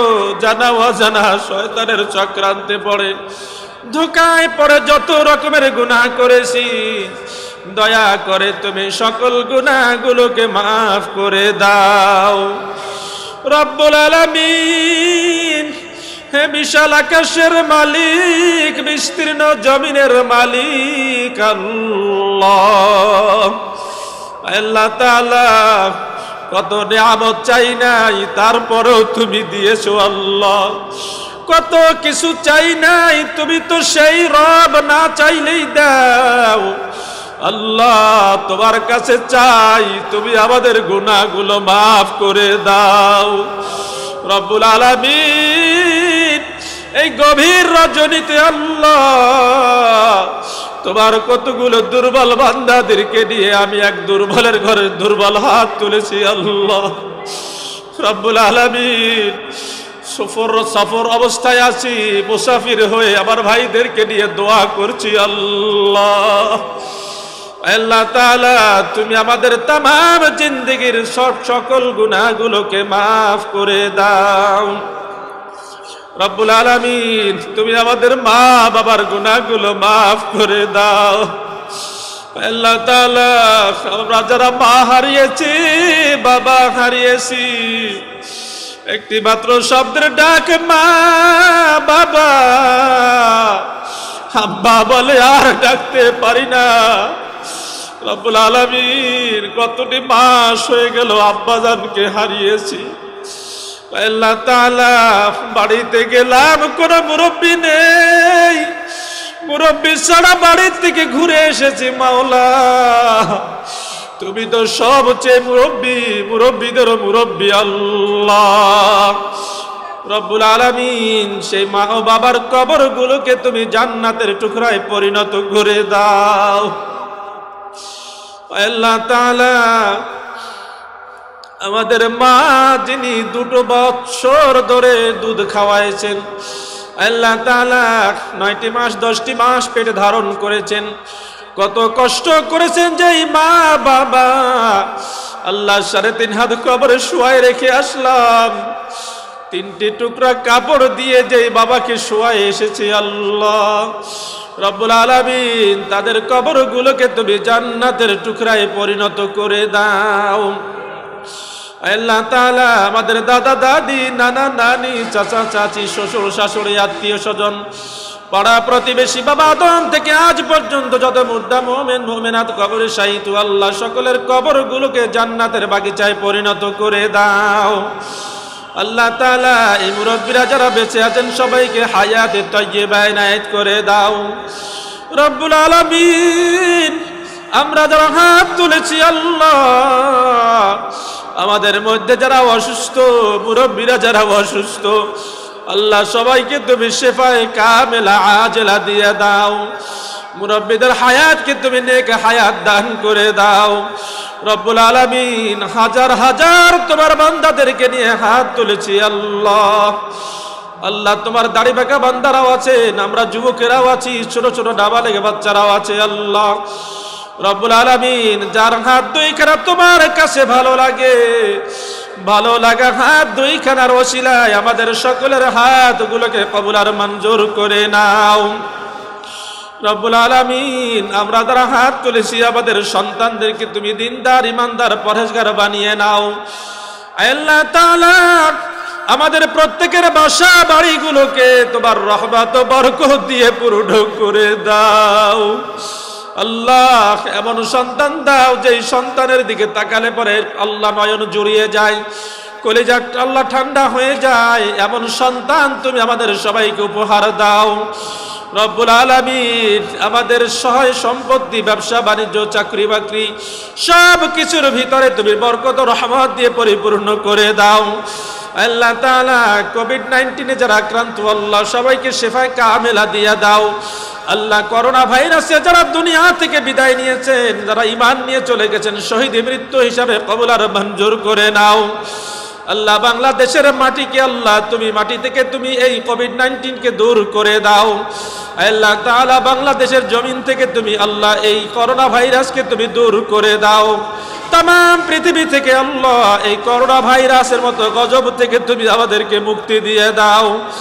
আল্লাহ তাআলা আমরা যারা হাত তুলেছি আল্লাহ আমাদের যার যা দরকার সকলের নেক হাজত তুমি পূরণ করে দাও রব্বুল আলামিন। কাল কঠিন কিয়ামতে সে আল্লাহ কঠিন দিবসে আমাদের সকলের জন্য এই মাহফিলকে তুমি নাজাতের ওসিলা বানিয়ে নাও রব্বুল আলামিন। এই মাহফিলকে আঞ্জাম দিতে গিয়ে যারা টাকা পয়সা দিয়ে শ্রম দিয়ে আল্লাহ বিদ্যা বুদ্ধি দিয়ে পরামর্শ দিয়ে যারা যেভাবে সাহায্য সহযোগিতা করেছে আল্লাহ রব্বুল আলামিন তুমি সবার সাহায্য সহযোগিতা কবুল আর মঞ্জুর করে নাও।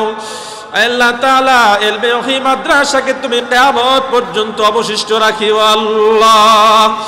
মাদ্রাসা পরিচালনা পরিষদে যারা আছেন সুপারিনটেন্ডেন্ট যিনি আছেন আল্লাহ আল্লাহ আল্লাহ যারা অভিভাবক অভিভাবিকা আছেন ছাত্র ছাত্রী যারা আছেন সবার উপরে তুমি খাস রহমত নাজিল করো রব্বুল আলামিন। মাহফিলে আগত সকল ভাই বোনদের উপরে তুমি খাস রহমত নাজিল করো আল্লাহ। আমার কুমিরার ভাইদের উপরে তুমি খাস রহমত নাজিল করো। কুমিরার প্রতিটা ইঞ্চি জমিনকে আল্লাহ তোমার দ্বীনের জন্য ইসলামের জন্য কবুল আর মঞ্জুর করে নাও আল্লাহ তাআলা। মাদ্রাসা ও মসজিদের সকল অসম্পূর্ণ কাজকে আল্লাহ তুমি দ্রুত সম্পূর্ণ করার তৌফিক দিয়ে দাও রব্বুল আলামিন। এই মাহফিলকে তুমি কিয়ামত পর্যন্ত বাকি রাখিও আল্লাহ। আল্লাহ তাআলা আজকের মাহফিলে যত আলোচনা হয়েছে আল্লাহ কোরআন ও সুন্নাহ দিয়ে যত আলোচনা হয়েছে সকল আলোচনাগুলোকে আল্লাহ মানার তুমি তৌফিক দিয়ে দাও আল্লাহ তাআলা। জীবনের শেষ মুহূর্ত পর্যন্ত ঈমানের উপরে অটল থাকার তুমি তৌফিক দিয়ে দাও রব্বুল আলামিন। আমাদের মা বোনেরা সারা দিন কষ্ট করে ঘরে কাজ করে মা বোনদের উপরে তুমি খাস রহমত নাজিল করো আল্লাহ। মা বোনরা যেন আল্লাহ স্বামীর খেদমত করে পর্দায় থেকে জান্নাতের মেহমান হতে পারে সে তৌফিক দিয়ে দাও রব্বুল আলামিন। যারা দাম্পত্য জীবনে চলে গিয়েছে আল্লাহ সকলের দাম্পত্য জীবনকে তুমি সুখময় করে দাও। পারিবারিক জীবনটাকে তুমি আল্লাহ বাবা আলিম পারিবারিক জীবনটাকে আলী ও ফাতেমার মতো সুন্দর করে দাও রব্বুল আলামিন। আমাদের সকলের পরিবারগুলোকে আল্লাহ তুমি দিনদার ইমানদার পরিবার বানিয়ে দাও আল্লাহ তাআলা। তুমি আমাদের দোয়া ও মুনাজাত কবুল আর মঞ্জুর করে নাও আল্লাহ তাআলা। আজকের যারা দানের জন্য ওয়াদা করেছেন আল্লাহ আমার প্রিয় ভাই গাজী সুলতান ভাই দানের জন্য ওয়াদা করেছেন রব্বুল আলামিন। এভাবে যারা ওয়াদা করেছেন আল্লাহ তাদের পরিবারগুলোর সবার পরিবার থেকে আল্লাহ সকল বিপদ আপদ তুমি দূর করে দাও রব্বুল আলামিন।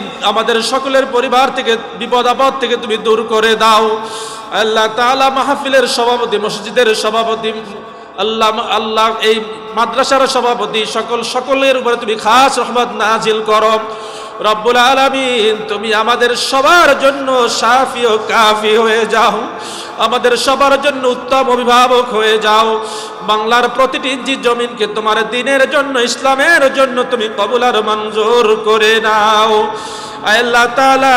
আমাদের যার যা দরকার সকলের নেক হাজতকে তুমি পূরণ করে দাও রব্বুল আলামিন। জানি না আগামী বছরের মাহফিলে কয়জন থাকবো কয়জন আসতে পারবো আল্লাহ রব্বুল আলামিন।